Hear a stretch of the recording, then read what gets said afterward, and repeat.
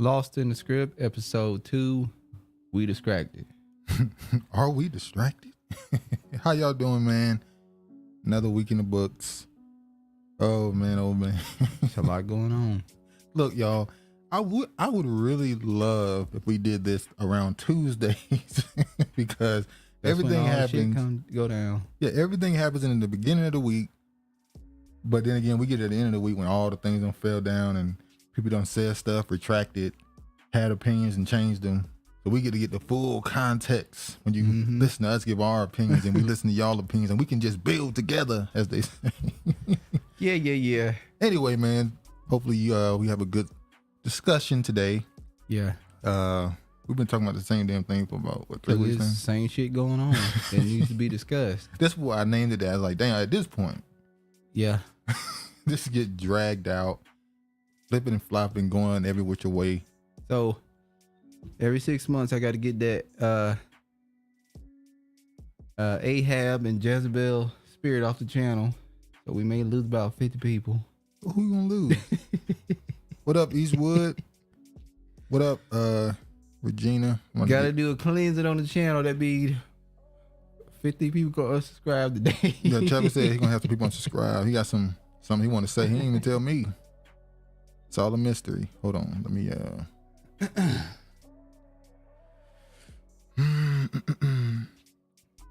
Grand Elevations, my Saturday brethren in chat. I'm currently watching Hebrews and Negroes and very educational. Yet. Huh? I ain't watched Hebrews yet. I watched Negroes yet. I saw a breakdown of it like years ago. Educational on many levels, where just like the Bible, truth and lies dwell together. Everything has a balance. Eastwood in the house. What up, Eastwood? Last name first. Now you would gain more, brother. I don't know. I don't know what he got to say. He just told me we got to lose people. I said, all right, man. You can say what you want to say. But anyway, we're going to get right into it. We're going to start with some storylines, and we'll go into the obvious topics in a bit. Let me Anybody starting to get sick with this weather? No, that's just y'all people with weak immune systems. Weak immune systems. Huh? I haven't been sick since 2020. You said you were one of the first people who got COVID. No, you're right. Hold on. 2019, late 2019 in November. If you've been here long enough, you heard me say this before. I came down with the strangest sickness. I was sick. I could barely. I was so weak. Had a sore throat, headache. It was bad. Yeah. And a few months later, that's when we found out about the COVID. And I said, man, I had COVID back in November. Oh, you already granted immunity. Hey, that's all. I didn't get sick during it.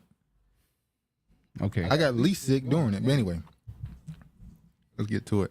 Last name first. The doc was decent, and the DNA part was impressive. Yeah, I saw that a breakdown of that movie a while ago, but we'll get into that. Let me talk about this. Grandmaster Jay sentenced to 7 years in prison on charges related to Breonna Taylor protests. How quickly, when I first saw him, once again, I said this before, in 2016, he ran for president. I followed him on Twitter. He had a video where he was saying, write me into the ballot. Obviously, Trump won, and we ended up seeing him behind Trump at his rally. I was like, damn, how'd you get behind Trump? Like, he was his Black American. How he found a way to get behind? But anyway, at his rallies. Then he disappeared for like 2 years. Didn't hear nothing from him. He came back with a. I don't even know if he still has that Twitter page. I followed him. I never unfollowed him, but it doesn't exist. So I guess he deleted it. I don't know why. Then he came back with Not Fucking Around. Bless you. Thank you. With Not Fucking Around coalition. And he all of a sudden was this militant black who was about enforcing, what they called it black nationalism, and the dynamic change was so crazy because when he ran for president, he had white people around him.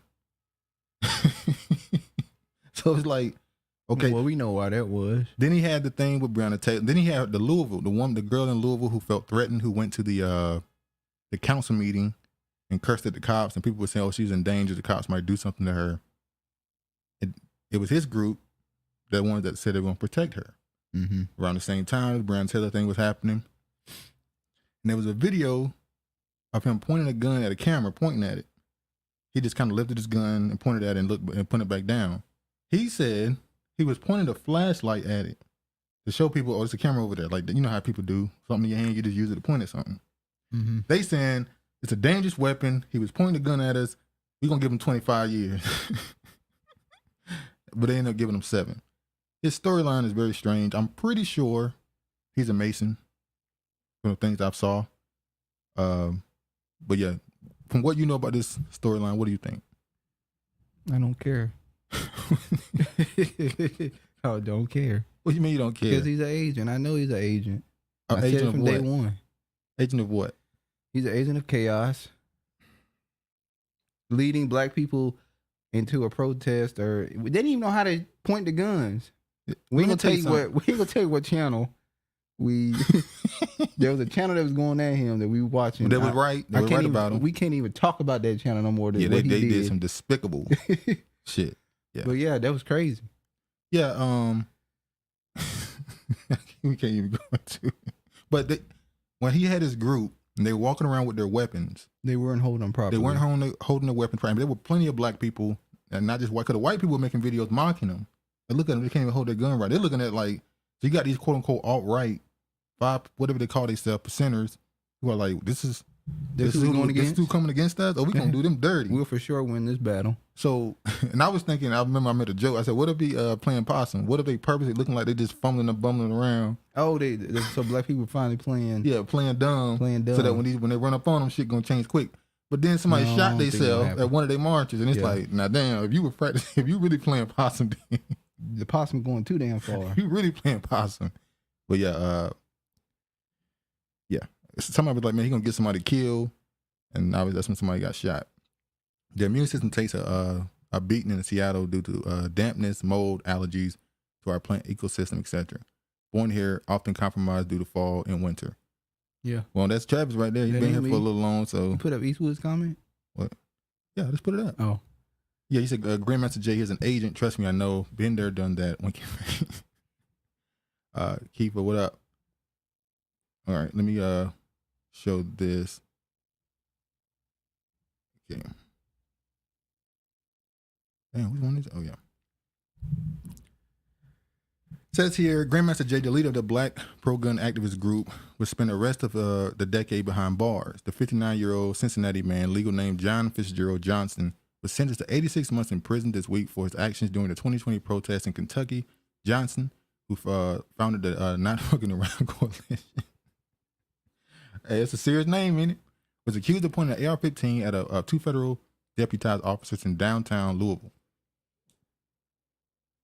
As he and other demonstrators took to the streets demanding justice for Breonna Taylor, according to local outlets and a Not Fucking Around Coalition and their participating groups, chose to conduct the protest on Kentucky Derby Day, arguing the event should have been canceled due to authorities had yet to file criminal charges in connection to Taylor's death.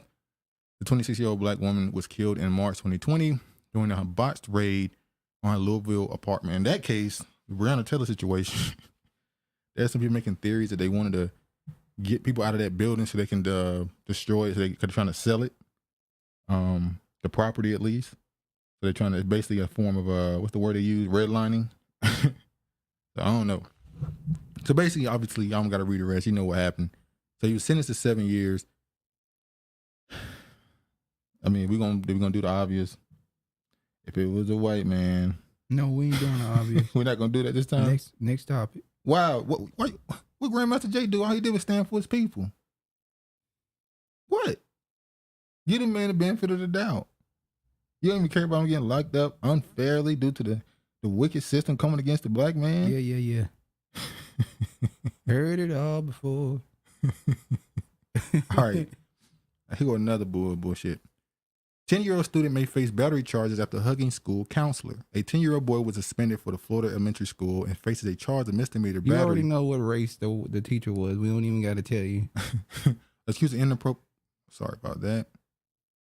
Oh, we're going to get to that right there, too.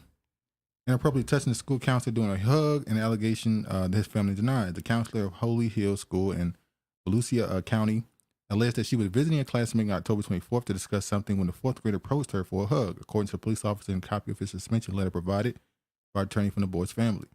She said he turned sideways to give a side hug. The letter says, and the child put his one arm on her shoulder and the other reached and grabbed her left breast. The counselor said she removed his hand and he walked away, the letter says. NBC News generally does not name minors accused in crimes. NBC News is also not naming the counselor because she invoked Marcy's Law, which in Florida allows alleged crime victims to remain anonymous. She should not be reached for comment Wednesday at phone numbers listed for her. Once again, a 10-year-old black boy is treated like a grown-ass man. It's crazy, bro. Police were called to the school in reference to alleged battery. Now the child faces a charge of misdemeanor battery, according to the police report, but has not yet been charged. Lawyers for the boy's family said he had been falsely accused. They further said the school never properly investigated the incident and suspended the child for 10 school days despite his denying the claims. He was allowed to return to school Tuesday. They said the county school declined to comment on the incident. My grandson has been accused of something and then punished before the facts, the child's grandfather said. We will not stand for it. The 10-year-old boy's teacher in the classroom during the alleged incident the 10-year-old's teacher was in the room during the alleged incident but did not witness what happened, according to the police report and suspension letter. Now, he was suspended already. They don't play. They move fast. So they didn't even do an investigation. They just suspended this 10-year-old boy. Investigation. A white woman said A black man. We don't know if it was a white woman. Breast. We don't know if it was a white woman. It was a white woman. The child's family disputes the counselor's version. You know of why? events. Because if that would have been a black woman, Hey, boy. she would have slapped the shit out of him. That was a white woman. All he did was go up and hug her. It was nothing more than that for him. He then went back to his desk, talked to his other football teammates. The next thing he knew, the teachers called him up and accused him of having groped this lady. The child denied it, but even with him denying, they still suspended him.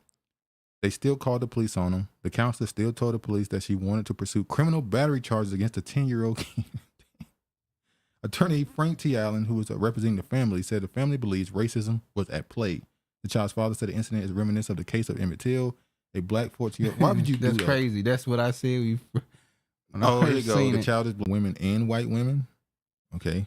And for her to go and do that, and excoriate this child with these baseless accusations, this is going to have a long-term effect on him and how he interacts with people. But one thing is to teach him is stay away from them people. Why he wanted to get this white woman a hug? Just a damn little boy in school, Travis. Okay, now I gotta go and be Here, go. Oh, this is how we're gonna leave right here. This is it. Go ahead. I gotta go ahead and jump to the other side. Why this black boy going up to this white woman asking for a hug? You done seen dad do some stuff? What up, Brandon? Dad hugging the counselor? What? Okay, now you're Is this retaliation towards the father? Yeah. Conspiracies. It would be the craziest thing I ever seen. Let me show this one. New Jersey cops get called on 9-year-old black girl killing lanternflies, mom says. Travis, this is the what? Listen, Travis, this case is crazy. The mother of a 9-year-old girl told the town's council that a neighbor called police on her daughter as she sprayed for spotted lanternflies while wearing a hoodie. Monique Joseph said neighbor Gordon Lawshe called 911 about a little black woman. A little black woman. Now, it's kind of obvious if this person is clearly a kid. And the black woman get it too. You calling this a woman. The crazy part about it is they age beautifully. They the ones that be decrepit when they get like 30. Buttermilk. He said the little black woman spraying the sidewalk. The person was actually her daughter, who is under 5 feet tall. There's a little black woman walking, spraying stuff on the sidewalk and trees. They thought she was a dwarf. But if it's a dwarf, like, leave them alone. They spraying something on the sidewalk, okay? I don't know what the hell she's doing. It scares me, though. Joseph claimed, LaShaw told police. She said Lawshe said the person was wearing a hoodie, but the hood was not up. What does the hoodie got to do with anything? Damn, black women can't wear the hoodie either. Damn, boy. It's getting rough out here for us. It's tough. Now look at this. This is what they always do.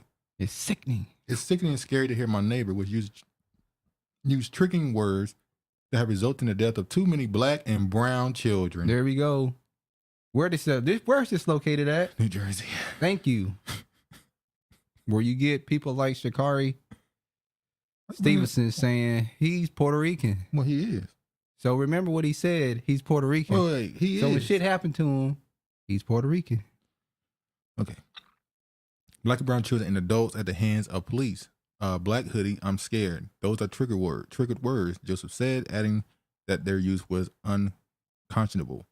She said that use of words was intentional and said a situation could have been worse outcome.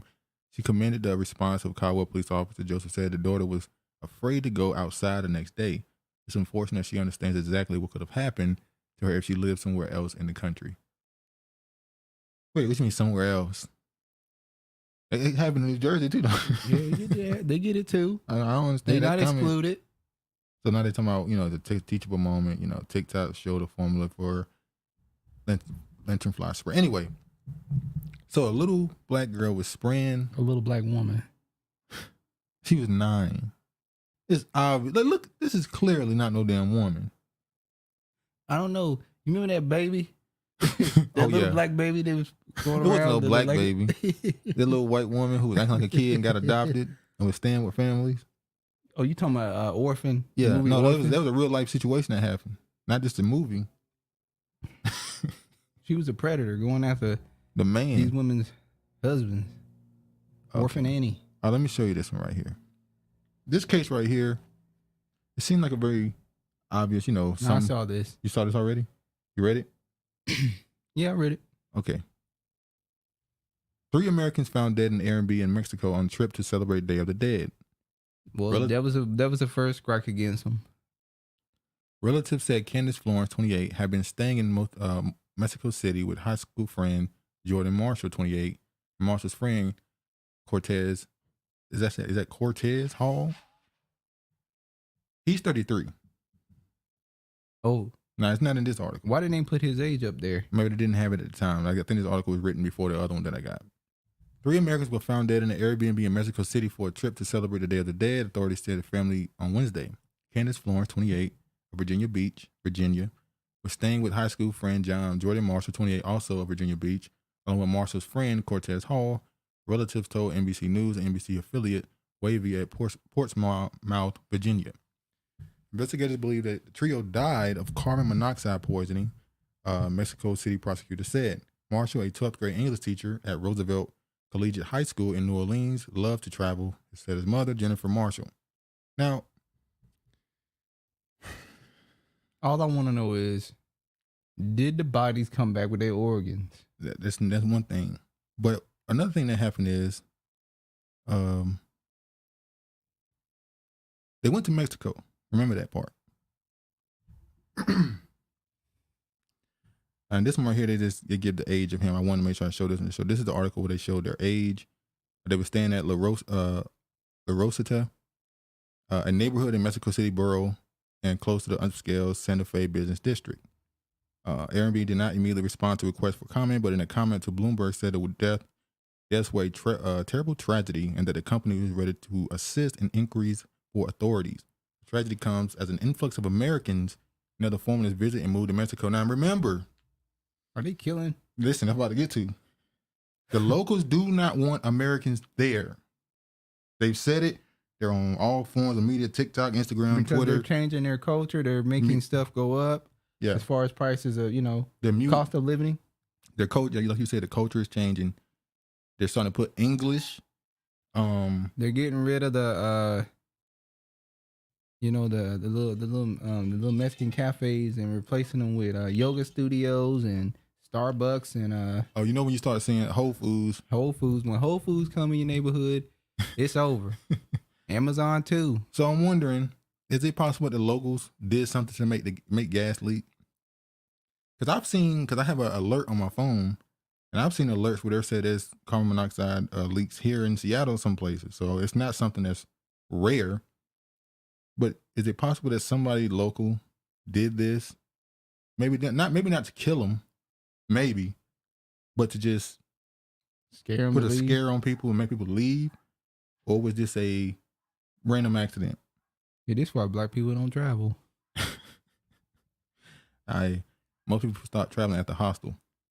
Last month, Mexico City's government signed an agreement with a short-term rental site that's what Mayor Claudia Sheinbaum described as an effort to boost the number of digital nomads coming to Mexico City.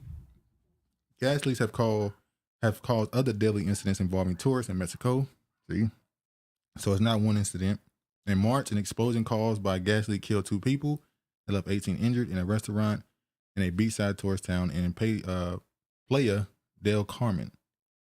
So they went through some other ones. Now I want to show this right here. Cancun. Hey, they gonna get your ass. They weren't gonna get me. Now I didn't leave the tourist area. This is the woman. What's Florence? Well, I can't remember her last name now. Hold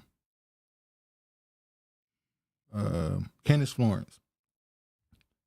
Now this is her boyfriend, and I'm looking. I'm like, he's Mexican, I believe. No, ain't no believe. He's Mexican. So I'm wondering, they went to Mexico. Now maybe they haven't been dating long or something. But why wouldn't she take her boyfriend with her to go to Mexico to celebrate Day of the Dead? Was he busy? Wait a minute. I didn't read this one. Yeah. She was with 2 black dudes. She would have a friend from high school and his friend. I think they were, I don't know. I think they were gay. And I'm like, why would... Huh? It seemed like her boyfriend would have been with her. That's what I'm saying. Like, why didn't he go with her? He set her up. Why didn't he go with her to Mexico to celebrate Day of the Dead? Now, I'm assuming he's Mexican. He may not be Mexican. He might be South American. What's the difference? Or something. And, it is what it is. So he said, his name is Victor Day. 30 began receiving text messages from his girlfriend early Sunday morning around 2 a.m. He told people in the interview on Wednesday. Everything was good. She just said that they were out, they were drinking, everything was fine. They say he saw on his girlfriend's Instagram story that she was out in what appeared to be a rooftop bar with fellow travelers, Jordan, Hours later, the 3 friends in Virginia Beach were found dead and suspected gas poisoning in an Airbnb they rented in the neighborhood of the Mexican capital. He went on the show. He's like, "Right, what's going on? What's wrong?" She says, "I'm just not okay. I want to go home," they said. And I write to her, "You're not enjoying it? What's wrong though?" She said, "I feel drugged." And I say, "Where's Jordan? Are you home or out?" Now, that could have been the effects of the carbon monoxide. Mm-hmm. But they said you can't smell it. It has no smell. So it could have been her getting lightheaded and feeling sick. She was throwing up because of that. But it could be she was drugged so that she couldn't react to something else. Mm-hmm. Was it the carbon monoxide that killed her, or was that simply something found in her system? I don't know. So I just want to show that he said she was texting him saying she was feeling sick and drugged. And she ended up, I'm still wondering why he wouldn't go with his girlfriend out of the country. And I was just showing this to show what it said in the other article. One was a New Orleans teacher, and the other guy was hold on. Is he gonna show it? Yeah, he was a teacher.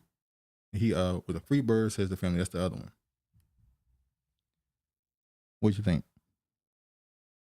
about the article? All of it. This whole story. Well, I go along with you saying for him to allow his girlfriend to go with 2 dudes to Mexico, they gotta be, Gotta be what? Yeah, what you implied. That's what I think. Yeah. So they would make sense. Any other way, I couldn't imagine. Yeah. Why he would let her go by herself. It is what it is. It's unfortunate. Very unfortunate story. I'm sure. Well, they shouldn't have been going down there celebrating the Day of the Dead. They shouldn't have. And if those 2 brothers are in that relationship with one another, there was another judgment on their ass. No one said anything about their relationship. That's what were you implying? That's what you was implying. No, I didn't say they were together. Don't try to run it back. I didn't say they were together. Oh, you said they was there scouting Mexicans. You put words in my mouth. My sister is a professional in the schools. A people call her male student also hugged her, but she just redirected him crazy. Yeah. I mean, I'm pretty sure some of these kids, who knows what's going on at home, some stuff they might see. Pretty sure that some of these kids get a little too comfortable with their teachers, and they have to respond to it. These stories couldn't be real. Come on, she could have been another Tamir Rice. Exactly. Yeah. It could have went real bad for her. And the fact that he called her a little woman, that's still under 5 foot. This can't weigh no more than 80 pounds, less than that. Like, dang. The other day, they found out later it was carbon monoxide that supposedly killed him. Yeah, exactly. Supposedly. But I don't know if that's true. That might be what they said in order to not create an international incident. Because if it comes out that the locals in Mexico are killing, that's a good, you already where I'm at. Yeah. Day of the Dead organ trafficking. Because if it comes out that in Mexico, tourists are being killed, the Mexican government, their country will suffer financially. Because they're going to say, look, they won't have no tourism. Exactly. So they're saying it was carbon monoxide. Even though it might have been flat out, they got killed. So. I ain't going back there no more. You ain't got to worry about it. The woman literally called her boyfriend or texted him and said she feels like she was drugged. And he said, go to the hospital. Because if I read the whole thing, she said, I feel like I took a Molly, which is an ecstasy. She clearly took it before. She said, I feel like somebody gave me a Molly. So, Day of the Dead, y'all are right. The brothers out there knocking up the Mexicans, bringing the dark Mexican numbers up. No, I don't think they would create more. I think they were after the other side, homie. I think they were, booty bandits. That's the only way it makes sense. There's no way you would allow your girlfriend to go on a trip to another country with 2 men. And then she with 2 black dudes? Down to the race don't really matter at that point. It does matter at that point for him being a Mexican black. man. But she's right. She's black, so it makes sense that she would go with 2 black men. If it was any other, it's the same. It's the fact that they're men that make it. If there's 2 straight men, I don't know if anybody would be okay with that. I definitely wouldn't. Let me show. Like and subscribe to you can help you in this algorithm. Plus, good content. Return favorite if you can. Yeah, so I can't say that name. I think it's Circle Media. Circle Media. All right, man. I'll check you out. Where are you guys? Were the guys gay? Yes. Exactly, Keeper. That's the real question. Keeper picked up on it. That's what I believe anyway. Yeah. Cause ain't no way in hell. All right, let me. Cause if not, she was out there getting it in with them. That's what she was doing. One last blaze of glory before she go back to eating tacos and pretty much. Oh, you don't know that man eat tacos or not? He eat tacos. He's Mexican. he's a Mexican American. And he just add cheese, and the one in Mexico don't add cheese. That's the only difference. Okay. Large crowd turnout at Tariq Nasheed's rally for reparations makes hashtag rally for reparations trend nationwide. Now they know what they doing, showing that picture of that woman backside. The other woman that was with him, I'm sorry, I can't remember her name. It starts with a T. There was a picture. I showed you the picture of her standing on the stage talking from the crowds of video. And her ass sticking out. But everybody in the comments section was like, damn, sister. I mean, I know it's an inappropriate time, but I forgot the woman whose name started with a T. I can't remember her name. But yeah, I mean, it is what it is. I mean, is that a bad thing? Her ass showing? Her ass is not showing. Her ass is showing. Not on purpose. She can't help what you got. Well, they leave that one YouTuber lady alone. They got the long. Leave her alone. Oh, what's her name? I forgot her name. She does the comedy sketches with people. Y'all know who I'm talking about. I know your brother knows. I know you. She does comedy sketches. I forgot her name. Reparations for Black people has been one of the most talked about controversies for many years. After the atrocities of slavery, the federal government promised to make amends by providing all Black people in America with land and or money. It was even written into law. Despite that, the promises were never met, while other minority groups in America, such as Native Americans, have received some form of reparations. Social justice activist Tariq Nasheed decided to put together an event to bring awareness to the situation, and it was a massive success. Native Americans like, why y'all bringing us into your argument? I said, don't bring us into y'all said y'all get stuff done on your own. Don't bring us into your argument. Massive crowd turnout at Tariq Nasheed's rally for reparations makes hashtag. In a short 3-week span, Tariq Nasheed was able to organize a viral event called Rally for Reparations. Despite the fact it was put together on short notice, a massive crowd showed up in support, which speaks volumes to his following and how passionate people are about the topic. There were even some white people in the crowd. They got to give white people they shout out. On social media, the hashtag Rally for Reparations began to trend as people in the event posted videos and pictures showing the turnout. All right, so what you think it is? What you want to accomplish in your community? What you think it is? White people got to be in agreement. Well, I mean, in the essence, do they? In a sense, they kind of have to, don't they? Oh, you want them there too? No, not there. I mean, have to support. Yeah, you want them there. Oh, here you go. So they said it was a couple thousand people. Some people have said about 2,000. I don't know. This is her, Teslin Figaro. That's her name. Teslin Figaro. They don't sound like no Black American name. So he do all that talking. Yeah, and then go get a. You don't know who that woman is. Yeah, I know. But I saw a clip of Roland Martin. Don't even talk about his fat ass. Roland Martin saying, this is pointless because if you're not getting the right people in office, you're not going to be able to get nothing. Well, who are the right people in office? And that's what people were saying because he said this. People were like, well, you saying the Republicans don't support this. The Democrats don't either. So what's the difference at this point?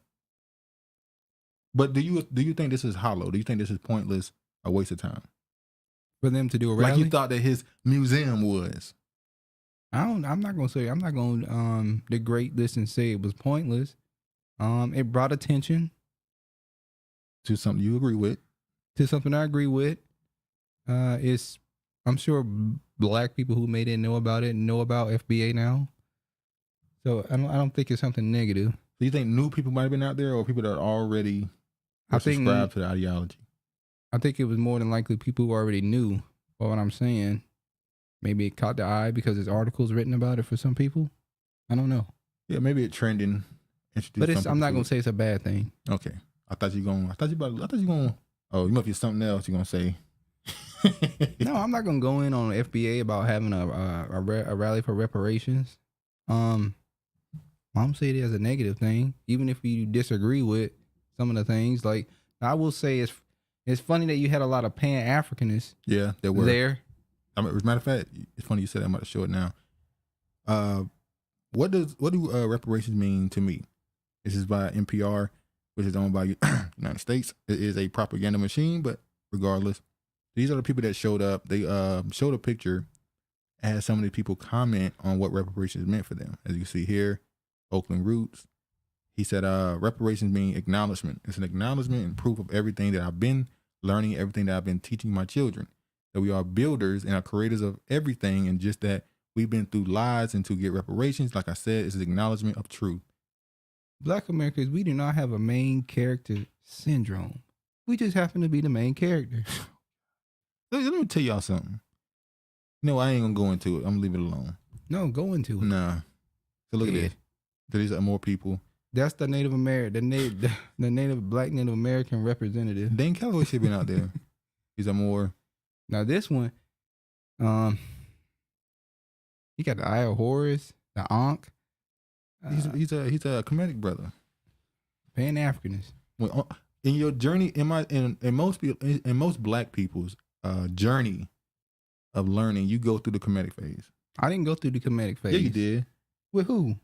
Well, I did it for you. How you do it for me? Because I went through it to get to something. When I introduced you to something, you didn't have to go through that. Now you trying to take. I'm not taking wait credit. A minute. Look, now you how you said main take, character? It's not that I'm the main character. It's just that's how it happened. You say what now? You said main character. I'm not the main character. It's just how it happens. Oh, you definitely not the main character. It's just how it happens. Let's move on. All right, here go another brother. I think he's Pan-African, obviously.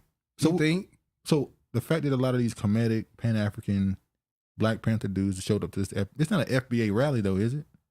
It's a rally for reparations. So anybody for reparations should show up. Okay. Okay. You're right. So the fact that he was able to bring in these people with different ideologies, isn't that a plus? It's a plus. Okay. There's some more pictures of people. A lot of people showed up. This is the guy that was in his documentary. Why he got the snake on his Well, you know, a snake just means wisdom on one side and a slickness on the other. Everything has two meanings. Or everything has a left and a right meaning. Or just a snake. Snake in the damn grass. Oh, okay. Let me just move on.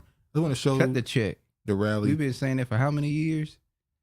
Been a long time coming. All right. I can't remember if I gave. Did I make this one? Hold on, y'all. I'm sorry. I can't remember if I made a. Yeah, I did. Okay. Let me see if I was saying anything. I missed something. Really? Hold on.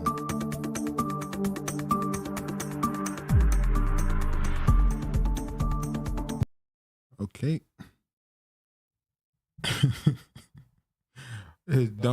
She dunked out for real. Hey, I was just as surprised as you was. I mean, you know, have y'all? And I'm gonna get to that later. I'm gonna say it later. But yeah, I was surprised by that when I saw her on that stage. Like, damn, really? I was in the video you first slowed next to the wooden mural sitting. Oh, for real? Oh, rally. I was in the video you showed next to the wooden mural sitting. Okay. It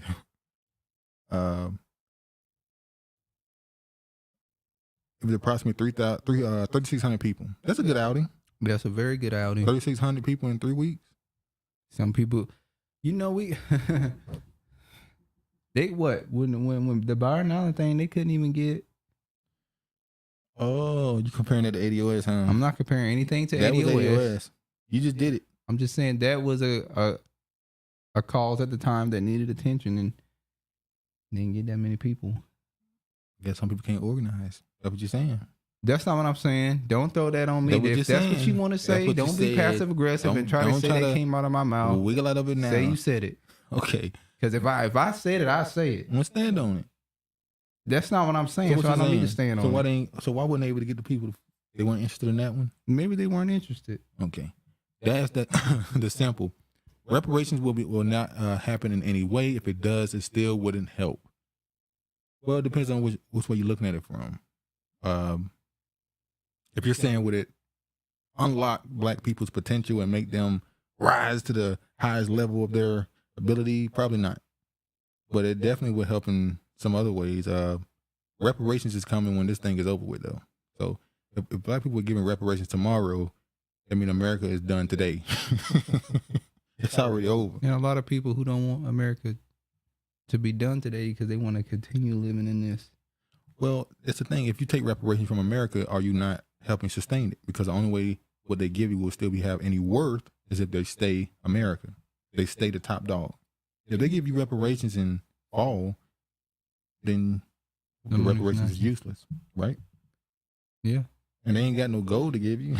They ain't got no precious jewels or, I mean, all they have to give you is land at that point. And you don't want land. They got bullets. Oh, lead. Lots of bullets. Lead always works. Lead is more valuable than gold. It's comparable to the stimulus given in 2020. Deflates the money they'll give you. Well, yeah.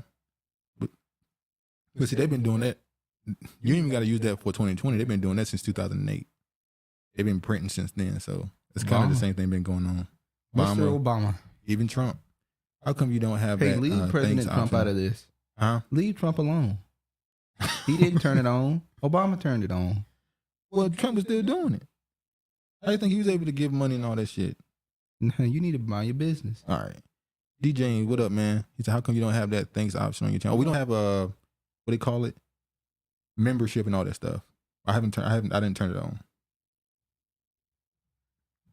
They almost they're about to send more money to Ukraine though. Yep.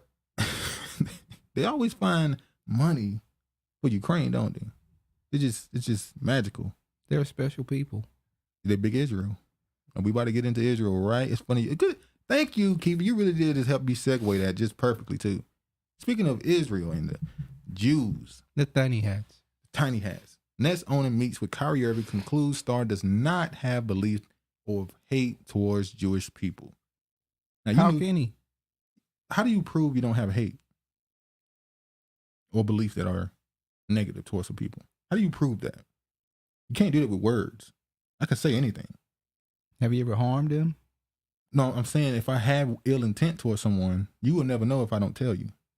I can never do anything violent. I could say stuff and then say I'm sorry, and I don't regret it at all. How do you know? How do you say I conclude? Like I'm the authority. I'm saying he's not. Well, I guess he said he needs to feel it in his spirit. Oh, the spirit bear witness, huh? Spirit bear witness. Okay, so how was he able to just pronounce like this is a fact? He does not have belief of hate towards Jewish people. How did his word become law? Well, he is called his owner, isn't he?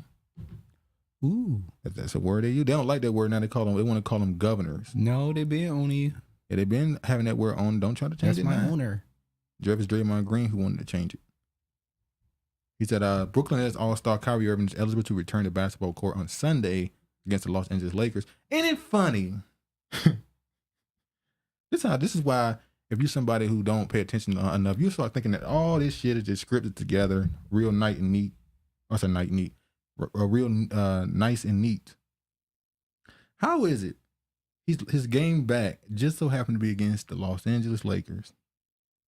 Against the Mr. Who? LeBron James, who was the first person, well, I won't say the first, but one of the first athletes especially to come out against him. Lanika James.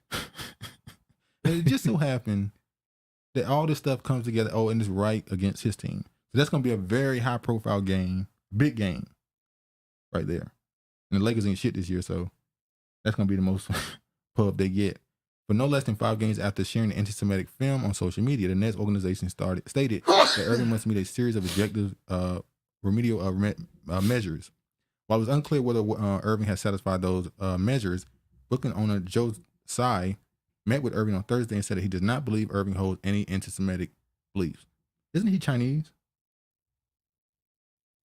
Well, he knows how it is with the anti-Asian hate, so he would be able to determine whether Kyrie Irving has anti-Semitic. Yeah, he's anti-Semitic. So a Asian man who knows about anti-Asian hate can tell a black man whether or not he has bad views towards a Jewish man. Yeah, the Asians been through hell for the past 3 years, so they would know. You be landing on thick too. You be really going in. You be really selling it real hard too. Now I want to show this right here. They're the moral compass. I didn't even mean to put this here, but I'm gonna put it here. Fuck it. When we talk about how the black man wants to fit in this society, he's constantly told. Is this an American black man? That's why. See, this is a debate. People saying he's not American, but he is. He's American. He's black American. He's black American, as far as we know. You got a birth certificate. Let's show what happened. If you look closely, one injury is mostly on my face. I've got bruising, scarring.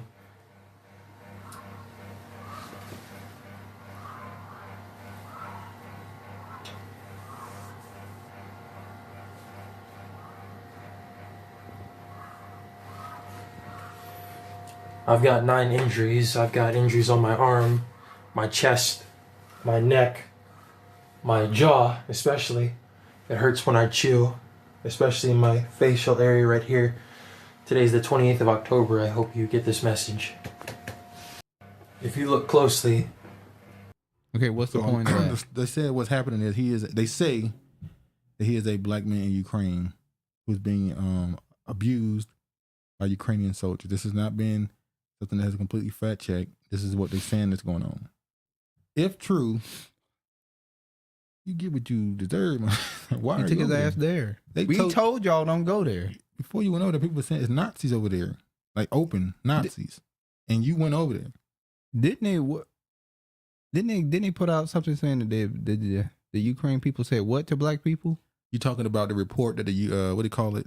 What's that group that helps people that goes to other countries and call themselves helping missionaries? People? The missionaries is it? What's the name of it? Is it not the UN? It's the It don't matter. What did they say? You remember what they said that the Ukrainians. He said all recruits or people who join to help. Don't be offended, right? You will be offended. The Ukrainians will refer to you as monkey and black this and all that other stuff. And you still take this as a time to teach them. Basically saying, don't go in and want to fight. Teach them not to be racist towards you got to teach them how not to be racist before you even enter the battle. Yeah. Okay. They weren't talking about people that join the military. They were talking about, what's that? God damn it. Not Blue Cross Blue Shield. It's one of those groups like Clinton got. The Clinton Foundation. Like Red Cross of It's like that. I forgot the name of it. But they gave a warning to black people who go, just black people who go to Ukraine. I don't know why black people would go to Ukraine, but okay. Yeah, so they were just like, hey, just for you in particular, don't be shocked if you hear them call you a nigger or a monkey or something. Don't take offense to it. Take this as a teaching moment. You have to teach them because they require that. So I wanted to show the 6 things they want. I'm sure y'all have seen this ad nauseum. Plenty of people have already talked about this. It says, issue an apology for posting a link to a movie on October 27th. Condemn the harmful and false content and make clear that he does not have anti-Jewish beliefs. Hell no. So what you're asking me to do is say that the movie is wrong, condemn the man who made it, another black man, so sell him out and send him up the river, and then say that basically bow down to the Jews. He said complete the anti-hate causes that Irving, the Nets, and Anti-Defamation League agreed upon in this joint release on November 2nd, including $500,000 donation towards causes and organizations that work to eradicate hate and intolerance in communities. Now they said that the $500,000 was given to ADL, but because he wouldn't apologize completely, they had to give it back. So they were like, oh, you're not going to apologize completely, we're going to give it back. But some people are calling it's basically a racket. Somebody say something quote unquote anti-Semitic, they donate money to ADL. It happens all the time. We're going to get to that later. Complete the sensitivity training. Imagine a black man needing sensitivity training And it was created by the Nets. So who owns the Nets? So that person is going to teach me how to be more sensitive towards certain situations, especially racial ones. So basically, y'all seen this already. They said after completing 1 to 5, meet with Josiah and lead franchise officials and demonstrate the lessons learned and that the gravity of the harm caused in the situation is understood and provide assurance that this type of behavior will not be repeated. What does this all look like to you?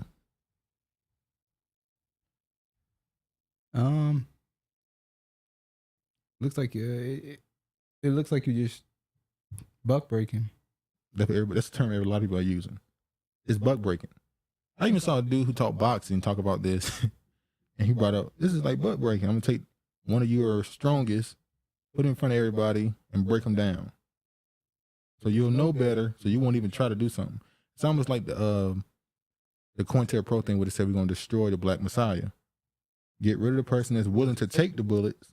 Get rid of that. Don't even make that person exist. Don't let them be willing to become martyrs. What's the name, Kunta? Kunta. Because Toby. Because apologizing gets rid of your martyr status. Because if you get taken down, then you apologize completely and just fold, and it's like you can't become a martyr because the people you're supposed to be doing it for are gonna be pissed with you. And they're canon. When he started going on that whole press tour, niggas was pissed with him. Niggas was like, we was finally taking you serious. We were all rooting for you. And then you do this, it's like, forget you then. We're never taking you serious again. Can't take him serious. He's supposed to be like Leroy. The fire. What's his name? Who? Leroy. What's the villain in the movie? I forget his name. Oh, trying to Shona. Shona. Who's the master? Shona. He supposed to shake his head. But sure enough, it's funny because that whole movie is about believing in yourself. Exactly. You don't need somebody to say that you're great at something. You already are. You're a master already. You don't need somebody to tell you you're a master. But yeah. I want to show. What's this right here? That's just more of the list. I don't need to show that again. Then we could jump to okay. Protesting. Now I remember when you said the movie, what's that movie? The serial killer. We talking about Jeffrey Dahmer again. I'm about to make a point. You ready? I'm making a point. When Jeffrey Dahmer came out, you said that black people shouldn't be protesting, asking for it to be taken down and stuff because this is documentary. If you don't want to see it, if you don't want to see it, just don't watch it. Yes, I said that part. Now let me finish. So recently with the Kyrie Irving situation, Nike has completely severed ties from Kyrie Irving. And we know black people love Nike. If you look in Travis's closet, it is Nike'd out. Matter of fact, he don't like it being Nike. So I'm asking you, Mr. I'm asking you, would you be willing, if it wasn't not just Kyrie Irving, just in general, black people in general, started saying, you know what, we ain't rocking Nike. This ain't Louis Vuitton or one of those other companies that do something crazy and we said we're going to not wear it when none of us wear it anyway because we can't afford it. We're talking about Nike. Would you be willing to do this and stand with your people against the powers that be? Is Kyrie Irving willing to stand with his people? That's what we got to do to all them. Is he willing to stand with his people? I said not just Kyrie, the community at large. Would you be willing to do this? You mean don't purchase anymore? Burn what you got and don't buy no more. Yes. Yeah, if the celebrities want to repurchase all the shit I done bought and give my money back, yeah, I'll burn it. Wait, what you say? If I'll burn it all up if they reimburse me all my damn money. Wait, that's not the point. That is the point. I set all that shit on fire if they get my money. Get your money back, yeah, of course you would do it. We saying no, you ain't getting no money back. Nah, I won't buy no more. If we're all niggas, in unity. You know, there was a thing that people used to say back in the day, how they said Nike owns. No, Nike don't own me. Nike owns black people. Nike don't own me. It owns black people. We are completely branded with Nike. We are a walking billboard. You know, Nike is actually a deity too. Yeah, I know. That's my point. We are walking billboards for Nike. From the youngest to the oldest. It used to be Addidas. They don't rock Adidas as much no more. So, funny we can't be a walking billboard for a black-owned fashion company. Is there one? We have FUBU. Or Us By Us. Huh? Is FUBU still around? Oh, niggas didn't support it, did they? I had a couple FUBU You stuff ain't when I was support it like younger. you did Nike. Huh? You ain't support it like you did Nike. It went away. Nike. What was I supposed to do? What you mean what you supposed to do? Buy more. What you mean? I don't see nothing with FUBU. Okay. Now we're gonna get to Ronald Dalton Jr. Let me tell you something. I went through my head for about a week. I have seen this man's face before, but I could not think of where I saw him from. Oh, let me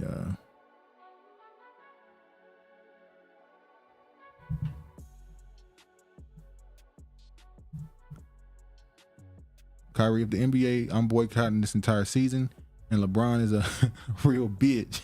Too short words. Not only Kyrie, should we look at remember when the Colin Kaepernick thing happened? And he had some black people saying, I'm not watching the NFL no more. Now I stopped watching the NFL not because of Colin Kaepernick. I literally just lost interest on any highlights, games at all, anything. Are black people willing to do the same to the NBA? They should for Kyrie over Colin. Kyrie's going through a humiliation ritual. He needs to sign to a different team. We know. Now, thank you, Kiefer. Yeah, Kiefer said it. And I saw Regina left a comment on last video. She brought up the Boule versus the Freemason. The what do they call them? The Boule versus the Freemason. No, the Mason, the name from Prince Hall Freemason. Prince Hall, yeah. And I thought, when you look at the divide, the people you would think were Boule and Prince Hall Freemasons, they had different commentary on Kyrie. Now there's a brewing beef between Kareem Abdul-Jabbar and LeBron James. Now keep in mind, LeBron James is expected to pass Kareem on the all-time scoring list this year. And I forgot his name, the guy who's played with the Pistons, Sally, I think that was his name. He said that LeBron would not be allowed to pass Kareem on the list. He didn't get the approval. And people was laughing like, what is he talking about? Now I'm thinking, he might be joking, but on the other hand, he might not. So I'm like, when I saw this happen, there's something gonna happen this season where he's not gonna be able to play or get past him or something. I don't know. But the point I'm making is, Kyrie does seem to be a person who is being used the same way Kyrie Irving, the same thing with not Kyrie, with Kanye West. Yee. And I thought about when you look at Kyrie tweets this out, and there's something called I watched the video. There's something called the Barbara Streisand. What's her name? The Jewish woman, Barbara Streisand. Barbara Stratton. I watched the video today and they talked about the Stratton effect. How Barbara Stratton, she had a house. No, it's not Stratton. It's Barbara. I forgot her name. She's a Jewish. Regina probably would know her name. She's a Jewish woman. Barbara Stratton. I forgot her name. Hold on, y'all.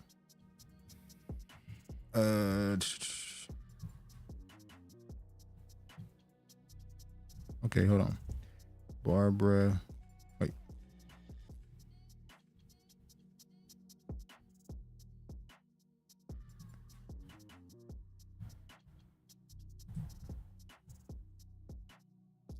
Yeah, Strahan.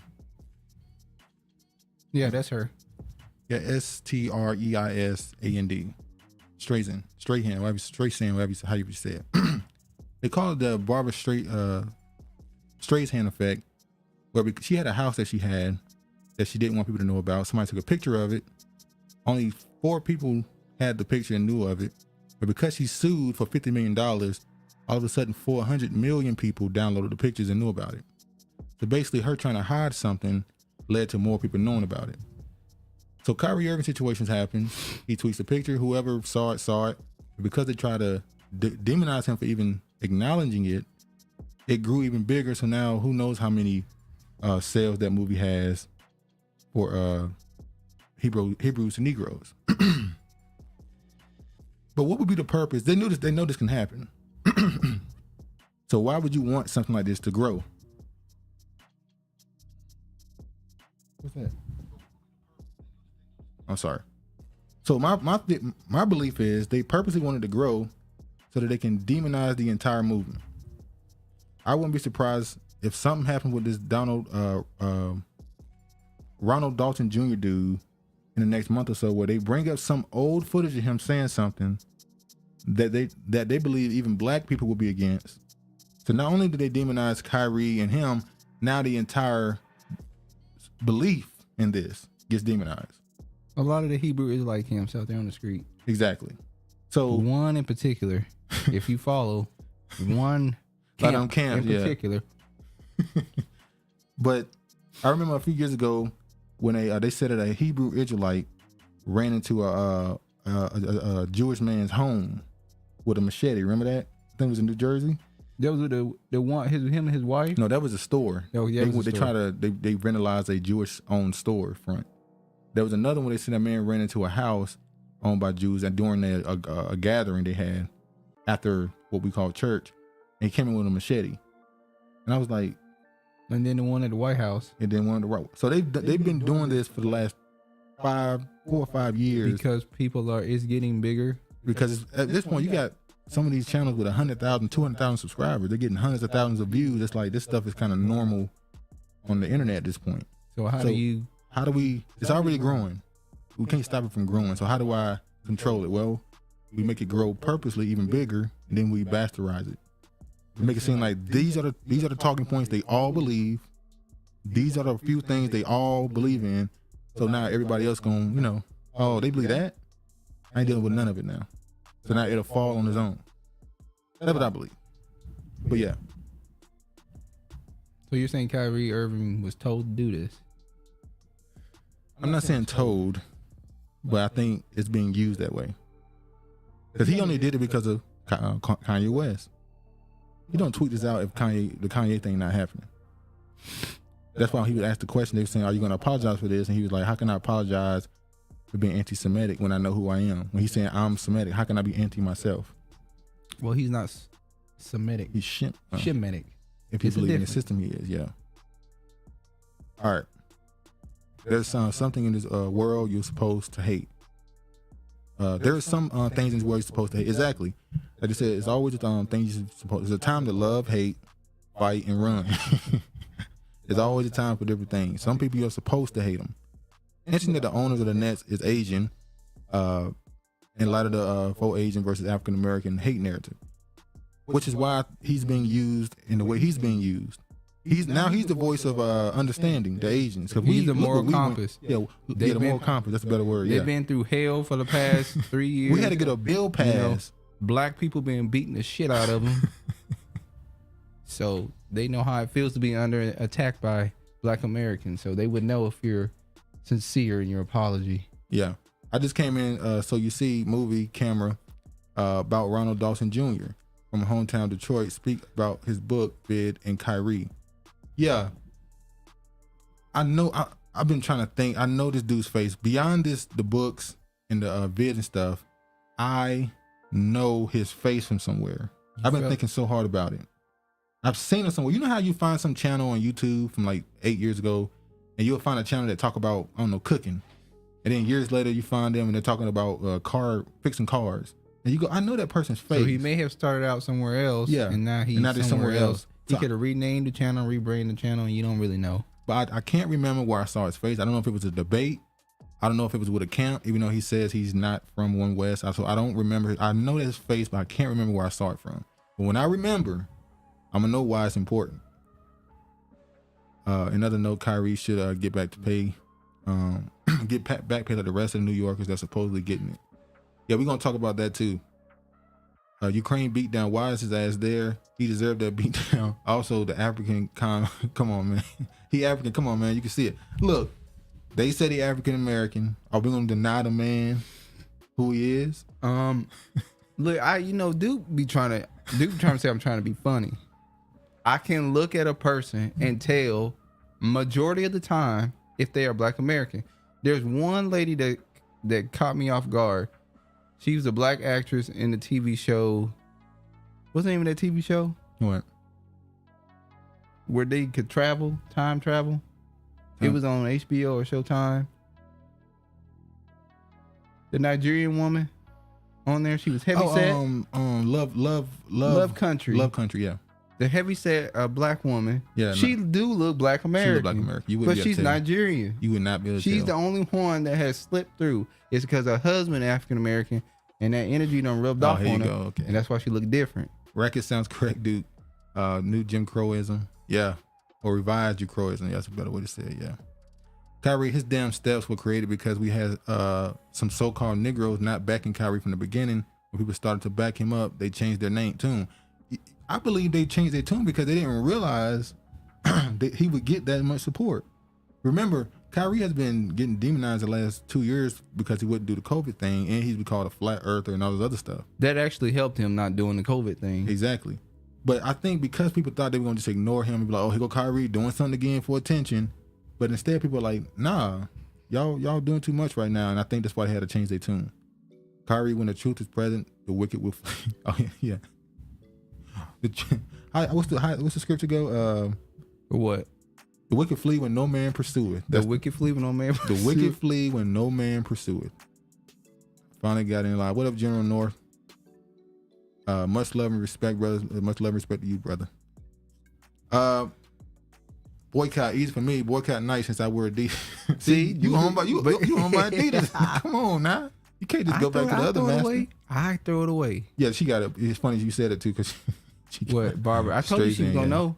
Yeah. Listen, I gather all that shit out of my closet, put it in the streets, and I'd go to the damn highway and burn the shit. I know you would. Just pay my damn money back. One of y'all celebrities give my damn money back, and I'll set the shit on fire for you. They ain't giving you nothing. All right, let me show. I create a big fire. Fire their ass. That's the North Carolina talk. North Native Carolina American Indians, talk. yeah. Fire. Fire his ass, daddy. I set him on fire, daddy.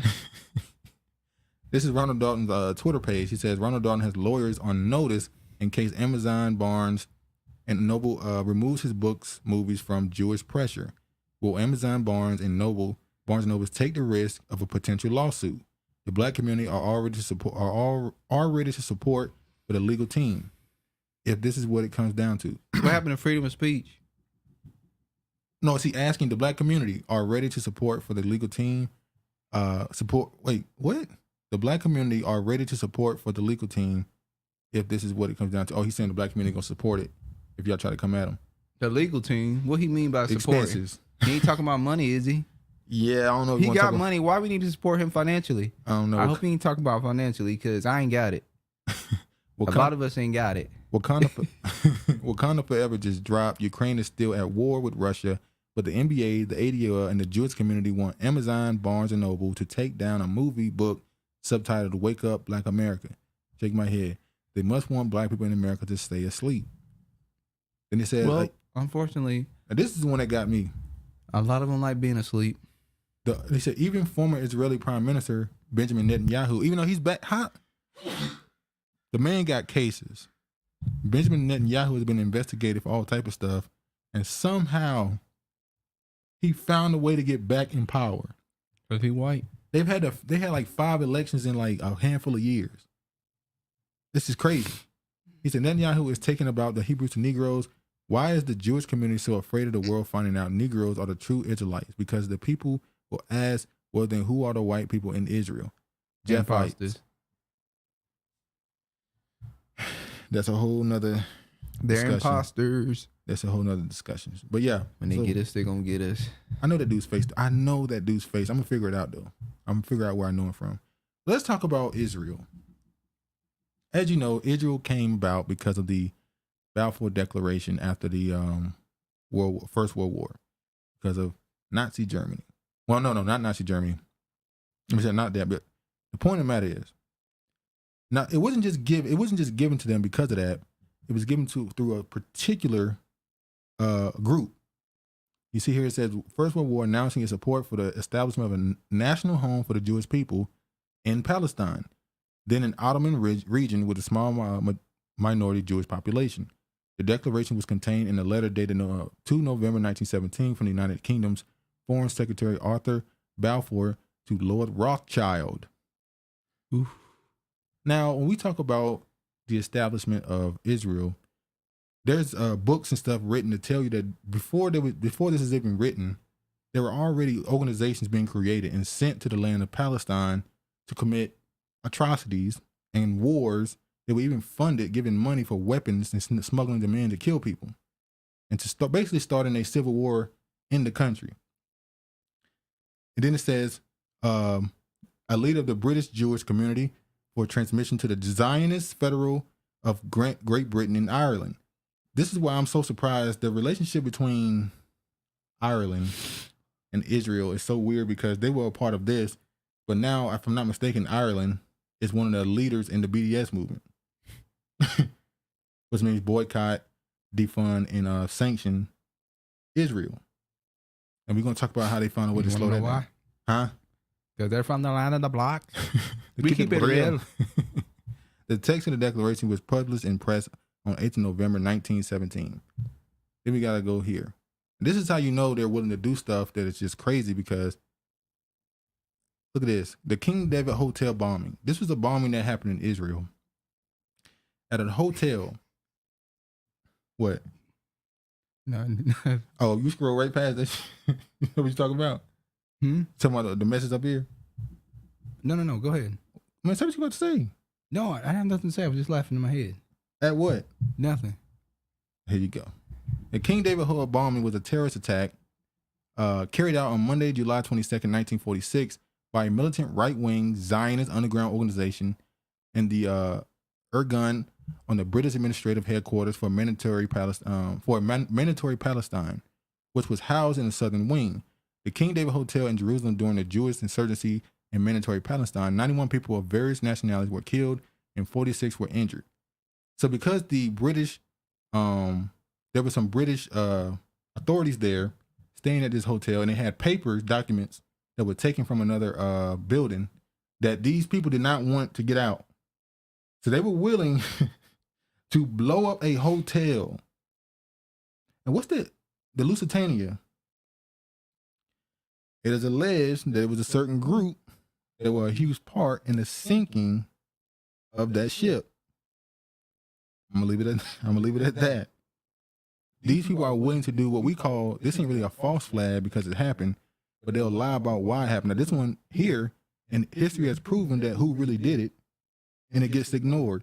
Now this quote unquote right-wing party, it still exists in Israel to this day.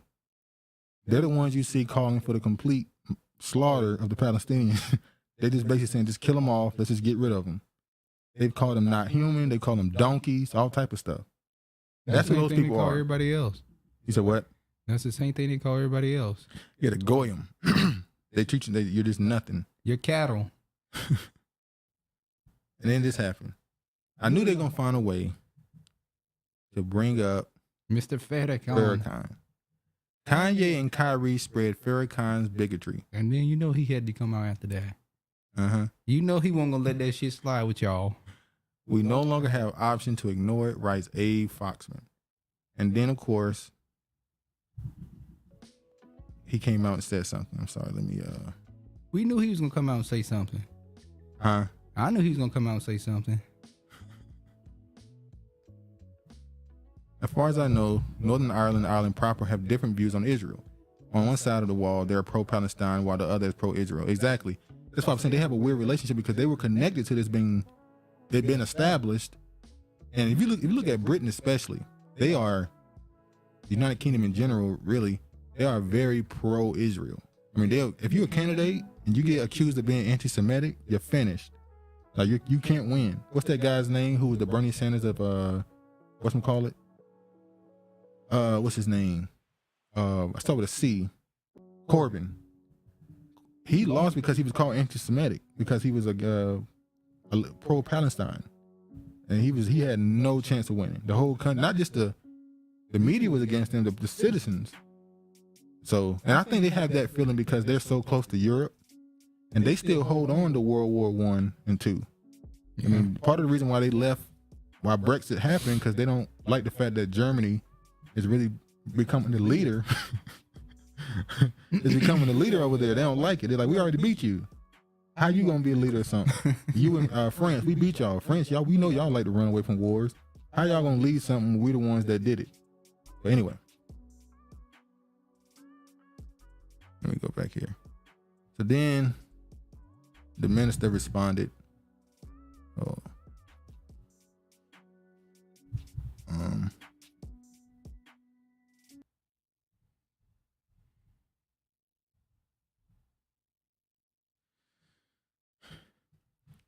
I showed you the clips already, haven't I? Mm-hmm. And he basically went into this, and he started it out with this is why people be saying Farrakhan be on some other stuff sometimes. He started this out talking about UFOs. He said, "I know that my master teacher is." When he's talking about the UFOs, he's talking about the angels. He's talking about the chariots, yeah. When they describe it, they call it a wheel and a wheel, so people think that is. He's not the only person that has described it as a wheel. There's been other people that described it as a wheel too. Yeah, that's what I'm talking about. They called it wheel as a wheel. Yeah, wheel of a wheel. So it is what it is. Anyway, he started out with that. So I know a lot of people immediately go, "Yeah, Farrakhan." No, that's code talk.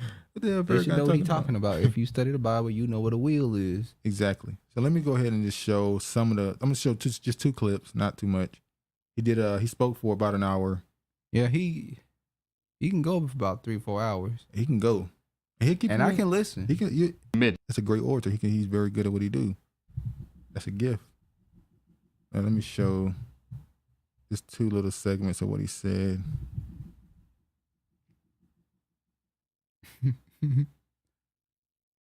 Okay. For saying something that is anti-Semitic. And he kept telling you, I can't be anti myself. You didn't want to hear that. You know you came from us. You know that you are not the father of humanity. We know our history and we know yours. We don't like what you're doing to Kyrie or to Ye. And when we see how you want to break him, destroy him, to keep him from saying anything that might enlighten our people. Do you know when you mess up his mind like that, he can't play? I saw the man playing ball the other day and he missed every shot, almost. He can't play with his mind in that state. And when his brother, Kevin Durant, said, I don't like none of this. He's not saying he don't like the movie. He's not liking what you're doing to a man who wasn't doing nothing against you, but searching for greater knowledge. And you decided to break him. You decided to put fear into men like Charles Barkley and LeBron James and other black men who have become rich and powerful. You wanted to say, you were saying to them as you were lynching Kyrie, you all better get the point. You all better get the message. They don't want you rising up into that knowledge that will make you a real man and not a glorified punk. Damn. Yeah, well said, punk. He called you a punk quick. Yeah. But you notice that in this whole situation, when this first happened with Kanye and his Drink Champs interview, and even Kanye, and Kyrie in his interviews and in the movie itself, one thing they have not commented on is when people say black people are Hebrew. They've never said that's a lie. You guys are not the true people of the Bible. They haven't did an article where they don't talk about that particular part. They leave that alone because they don't want to have to go into details. They don't want to have to do blood work. Well, the blood work don't work because you testing your blood against theirs. They made their blood the real one. They blood ain't the real blood. So when you get those DNA tests and stuff, you comparing it to them, and they just say, "Well, you ain't me." You know what I mean? I ain't the real. Anyway. Now I'm gonna do one more little clip.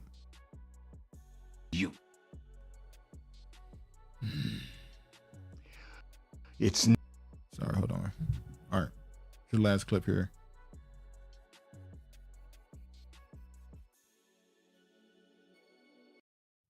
ain't no forgiveness in you. It's never enough. He said, I apologize for the hurt that my going to that movie and advising others to check it out may hurt.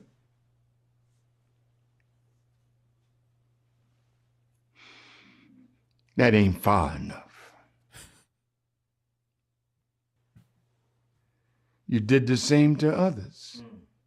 Nick? That's not far enough. We don't like your apology. Tell me something.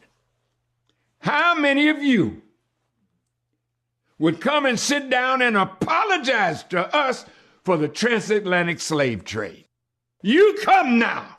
Not a one. Bring your wife and your children and tell us you're sorry for killing us, raping us, castrating us, and enslaving us, and making us chattel.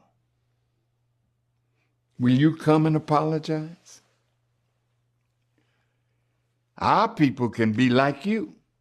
It ain't enough. See? If we tell you when you apologize it's not enough, oh, you trying to pimp us and hustle. No, reparation ain't pimping. Reparation is what we deserve for the pain and anguish that you have caused us to suffer. No. But you won't do that. You won't do justice by us. That's why judgment is on you now. That's why you can't live a day without another calamity, and they're not going to stop. It's going to get harder and harder because the God of justice has claimed us, Kyrie and Ye, and Durant, and Barkley, and Shaq. We belong to God, not you. Don't try to use us against each other. That was the minister. Now He's not lying. Now we do got to talk about him too. I mean, What? somebody pointed out, niggas, niggas gonna call it out as they should. He said, "What up, Bryant?" He said, "Farrakhan makes." Yeah, we know. But yeah, we know. Farrakhan is obviously, there's people that say that he or his teacher had something to do with the murder of Malcolm X. The two men. By the way, that just happened. Remember the man who was released? Mm-hmm. There's something else just happened with that case. It just slipped my mind. But the man who was who they accused of, it turned out he didn't do it, and the man said, yeah, he was alone, but he still haven't told who gave him the green light. He's not gonna tell. Because that it's pretty much a gang, especially in prison, the Muslims, and a lot of them follow, Nation of Islam. So if he dare say anything, they might, end him quickly. He said, "I said to Minister for backing Ye and Irving." Sounds like he's trying to use the shakedown the Fed for reparations. We should build our own, not ask for handouts like we're Ukraine or Israel. Well, it's only bootstrapism or do-it-yourself when it's us. The fact that you use Ukraine and Israel there kind of proves the point. They get to just take handouts, and no one call it a handout. No one calls what they take as handouts. They can be given billions, and barely anybody will, people will, rant and rave against it, but for the most part, the people in public, people with power, they do it willingly. Now we get into why they willingly give them this money. Like they give Israel billions. Israel got nukes, and nobody said something. And nobody ain't gonna say nothing. Like nobody will publicly say, "Hey, Israel got nukes. Why is that?" Hell, they teaching American soldiers how to put your damn knee on people's neck. No, let's talk about the fact that they try to give South Africa nukes during apartheid. Israel was in South Africa creating nukes for them. Matter of fact, Israel was the one who was their closest ally. When the rest of the world was boycotting them, Israel was working with them. Even now, when South Africa was throwing out all those farmers, where did the farmers go for training? They went to Israel. Israel military, IDF. Because Israel. It's almost like Israel is for the subjugation. South Africa are. It's almost like they know who's in South Africa. Yeah, they know who's in South Africa. The same way they know who in America. They taught those officers how to put a knee on your neck, and they were trying to give a nuke to South Africa. It's almost like they know who's in those lands. Yeah. But I will say he's right with the judgment as far as weather and stuff. It's getting worse and worse. Yeah, it is. It's already in the 30s, and it's November. And have you ever heard of them talk about atmosphere, water? Yeah. So we've been in stage 2 and 3 of what? The atmosphere, which means it's a whole bunch of water that builds up in the atmosphere and it causes huge amounts of rain that lasts for weeks and weeks and weeks. Yeah. So they're now saying it's going to be a mega storm that's going to be hitting the Pacific Northwest, and it's going to be category 4 and 5. So that means where it literally is nonstop raining for weeks, and there's so much flood that you start having what they call mudslides. Yeah. It's coming to a city near us. It's always something, ain't it? California, Oregon, and Washington State. His dad said, we're not talking about handouts. He just needs to be repaid we just need to be repaid for our work labor. That's what I'm saying. Israel get to constantly talk about the Holocaust and why they should get reparations and all these other business ventures, even stop people from wanting to boycott them for things they consider wrong, and nobody says anything. But us, handout. It's another YouTube channel called UBTV. I know them. Yes, I I've definitely ride with UBTV. Yeah, if you're not familiar, he has done an excellent series on Boule. He's up to 10 videos now. I'm sure that photo is on there. Yes, definitely Regina Harris UBTV is definitely a place where you can get some. Oh, here goes. I knew he was gonna get them. I knew he was gonna get them. You gotta ask the real questions. Question. Oh. Why you stealing that man's shit? Hey, Eastwood running them off. Helping brother out. All right, Nation is now ADL. ADL has been given credit with but there to that guy's point, it's nothing wrong with wanting to build and do for yourself. Nothing wrong with that. It's nothing wrong with that. It's just you can build and receive restitution. You can do that yourself too. You can use those what you get in restitution that continue building even more what you're already doing. Yeah. So I'm not saying that's a wrong or bad idea or mindset to have. It's just to the people that's fighting on the other side, you shouldn't say that they're wrong. So they went in on, if you look at ADL, they have Nation of Islam as a anti-Semitic hate group.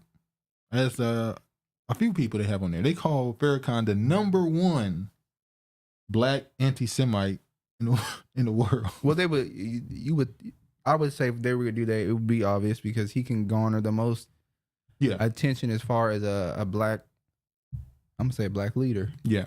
So now listen, I want y'all to pay attention to the things that the ADL uses to demonize or say that you're a hate mongerer. It says Nation of Islam ideology regularly incorporates bigoted and discriminatory beliefs, particularly aimed at Jews, LGBTQ+ people, and white people. Yeah, they all the same. That's the same damn group. They the same group.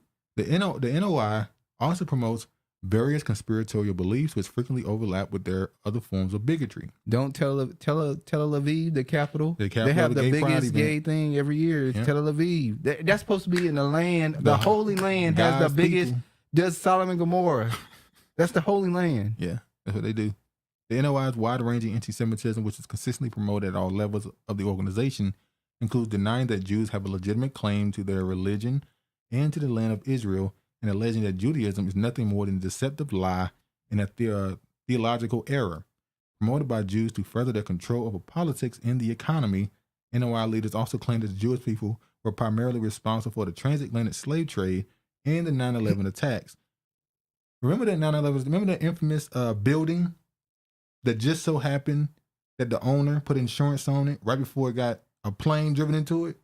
Also, it was alleged that the Jewish employees Weren't received there. a call saying do not go into work. And other Israelis were saw dancing on the day that 9/11 happened. The dancing Jews, look that up. Oh yeah, they had their bras on top of their head. Yeah, it was the dancing Jews. Till 9/11 happens, and they in the streets, they dancing, happy about what? Because they know they're about to get ready to get what they want, which is Greater Israel. What they call it, from the river to the sea. The Greater Israel. They want to take over Iran. They want all that to be Greater Israel because they said that was promised to them in the scriptures, but not how they go. But anyway. And the Jews control the government, media, and Hollywood. Hollywood was literally created. Regina put up a documentary in the live stream. In the comment section of last video. And I had already saw this on Real Black. By the way, are we all subscribed to Real Black channel? I subscribed to him a long time ago. He finally hit 1 million. I think it was last year. But yeah, I'm not. I watched that before. But it's funny how when you watch something and then years later you watch it again, you catch different things. It basically said how the Jews started Hollywood or something. I forgot the name of it. And how literally they give credit of Hollywood being started by Jewish people, Eastern Europe Jewish people. How they came over from nothing and they started this thing in New York and then they got pushed out and so they moved to California and started their own production companies and stuff. And that's how Hollywood started. They sold the American dream and how they used that also to promote black music and black people. And they used black people as a stand-in for them and their stories. How all their stories were about being outsiders and all this other stuff. And they would use, so basically instead of saying Jewish people being locked out of society, they would show a person who's black and trying to pass as white, trying to fit into white society. So they were telling their story, quote unquote, their story through black people. And they're using black people's expressions, music and dialogue and stuff in their movies.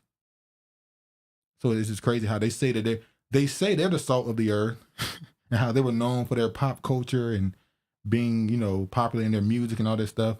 But yeah, it was the niggas that you use to express that. So you would write your lyrics for them to sing it. I can't even think of a spice I would even name them for a seasoning on a food. Yeah. But yeah, Hollywood was started by them. And then you got media. Like, come on. We all seen the chart of who runs all these companies and stuff. And government. Well, we're going to talk about that later. I'm not even going to get into the government part. We'll talk about that later. Downplay the death of the Jews in the Holocaust and promoted known Holocaust deniers. So that's what the city NOI is. Then they got RZA Islam on here. He's a part of the Nation of Islam, obviously. It says Ronnie Stephen RZA Islam is a member of the Nation of Islam, whatever. Freemason. Yeah. They're all Prince Hall Freemasons, most of them. Stop stealing Medicaid and Medicare. That was old him. They ain't him no more. Okay, so this is the things that they say he's known for saying. Jewish people today are not the true Jews, often using the spelling Jewish to indicate this derogatory connotation. Jewish people control the media in Hollywood and use that control to censor black people. And what just happened? Kanye said something, and he lost everything. He said to be true. Kyrie did something, and y'all trying to take everything. So where's that wrong at? Jewish people disproportionately own slaves or control the slave trade. Well, it's alleged that they own the damn ships. Well, what do you say? Jewish people and members of the LGBT community are pedophiles or promote pedophilia. We know what's coming on to that LGBTQ, that letter that's missing. The LGBTQ plus so-called agenda is part of a calculated effort to feminize black men and bring on the extension of black people. Well, let me ask you a question. Why is it in Hollywood, in these black movies, or not even black movies, in these movies, who's always forced to put on a dress? The black man. Now, we just saw Shaq and LeBron and all these other people come out against Kyrie at first. And then somebody put out a collage of all them in dresses. And it's like, what a surprise. The people that were the quickest to come out. And I was like, Shannon? I can't remember if Shannon was in it. But he got some other stuff shit he done did. So look, don't bring it up again. Leave it alone. Because you want to bring it up again. Oh, what Corey Holcomb said? What? What bring it up again? I thought you about to bring up the on his arm thing. Oh, when Shannon Sharp said the only time you catch him with a black woman is he holding him for the police? That's fucked up. That's fucked up, Shannon. That you would say something about our sister like that. You know. What were you about to say with trauma? What were you about to say before that, Dan? I don't you know. about to say that. What Corey Holcomb said. What did he say? You know what he said about Shannon. Oh, we accused Shannon Sharp and Skip Bayless of being He pals. accused Shannon Sharp.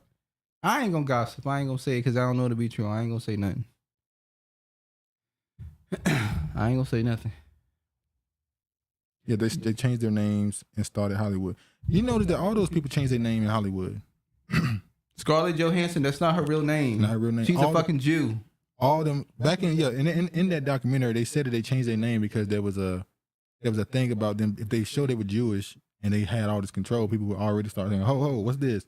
So they would change their name on purpose. They still do it to this day. And they all, I'm not gonna say all, 90% of them are Ashkenazi Jews, which means they do not believe in. They don't believe in the Most High. They're pretty much atheists, but they're considered themselves the chosen people. It's weird. The Sephardic Jews, I believe, are the ones that actually follow religion. Yeah.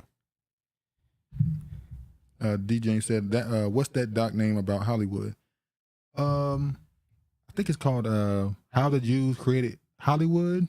How the Jews started Hollywood. If you go to Real Black's channel, REEL Black, he has the documentary on his channel. I'll put the link in the comments after this, or in the description. Sorry. But you should find it if you say how the Jews created Hollywood. Speaking of this,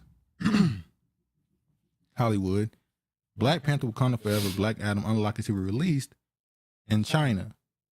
Hollywood has less on the line in China than it used to, but the regular banning of major superhero movies is still costing the studio tens of millions of dollars in potential revenue. They've done several movies that they have banned in the past couple of years. Yeah, about 6 years or so. In China. Last 6 years or so, they haven't. If it goes against anything that their beliefs, they will ban it. And they have every right to do so because that's their country, and these movies are influencing their people. And that's one thing that China don't want to happen. They don't want Western media to influence their populations. And Russia's doing the same thing. But it already did it though. Yeah. Unfortunately, in China, it's already there. That's what Hong Kong was about. Black Panther Wakanda Forever set to be banned in China for featuring openly gay characters, report. And I'm thinking, I might be wrong, y'all can correct me. Is this the first MCU movie to have a openly gay couple? Or openly gay character, should I say? I'm thinking back, you got the Hulk, Iron Man, Thor, Spider-Man, all these movies. Is this the first one? You got some on the TV shows they produce. Well, yeah, the TV shows. I'm talking about the movies. I don't think so. Big screen movies. This is the first one the MCU has done. For some reason, I believe it is. Well, not for some reason. I believe that it is. And another thing that happened with Black Panther. Like the show Black Lightning. Why? Yeah, Black Lightning. They made it. Why? Yeah, I don't know. Another thing that happened with Black Panther. The star of the damn movie is the Mexican. Everybody walking away from the movie like he was the best character. Well, the Hispanics are so great that they got included and there was diversity and maybe they can get their own, he can get his own spinoff and now they can feel included into. Yeah. It's funny because before the movie came out, they were already saying he's going to get a spinoff. There's rumors he's going to get a spinoff. They already knew. So I'm sure that Rodriguez chick she's happy. Very happy. I wonder if she's tweeted something about this movie. But I was watching the brother, Just My Opinion. Check him out. Huh? Support Just My Opinion. Yeah, Just My Opinion. I like his channel. He does reviews of movies. And he was talking about the stuff he didn't like and stuff he did like. And he was like, that basically they showed that they were more strategic and intelligent than the damn Wakandans. He said they broke into Wakanda, snuck in twice. You can't just sneak into Wakanda. Well, Wakanda is just like Wakanda in, what was the name of the land they come from? I can't remember. Who? The Mexican, his people, the water people. I said with a T. I forgot the name. So the water people is literally the Mexicans coming from over the border and going into Compton and Watts shit's good. and California. And the niggas is scared. LA, yeah. Yeah. They're just coming from over the border. But yeah, pretty much that's just funny how, yeah. the star of the damn movie turned into damn Mexicans. But back to the ADL.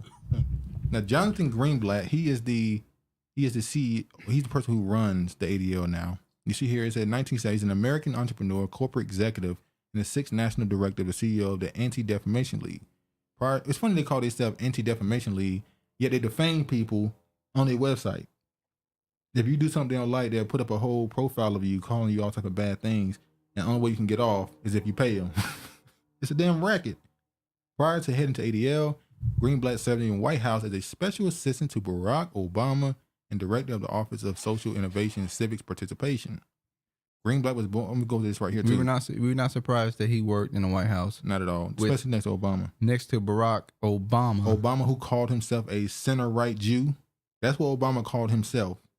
After college, Greenblatt worked on Bill Clinton's successful presidential campaign in 1992 in Little Rock, Arkansas. Ooh, Arkansas body count. Ooh, that goes back to the Clintons. Yeah, so I'm not surprised he worked with Clinton either. So this is the person who now is telling people whether or not they are anti-Semitic or not. Let me show this right here. It's gonna load. Come on, that thing. The internet has been terrible for months. Yeah.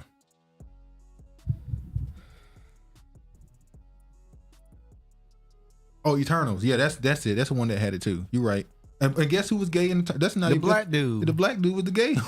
So, and he from North Carolina. North Carolina. He's on the show ATL. Totally different energy on the show ATL than in real life. Yeah. Black Panther Eternals movie had a gay guy, the actor Paperboy on the show Atlanta. Yeah. So the first gay character was in Eternal was a black person. And then they make it another. Then they made a gay black women in Wakanda Forever. Oof. Go up to the comment. Was there one before that one? The black community on welfare, food stamps, etc. You keep giving them free money or the Fed-funded amenities, and they will ask for more and more.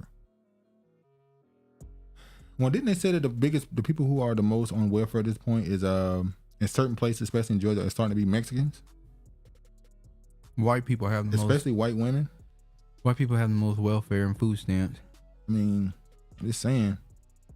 Go to those places like Kentucky, Tennessee, where they be up in the Appalachian Mountains. Oh, rural New York. There's some places in New York I found out about that are really bad.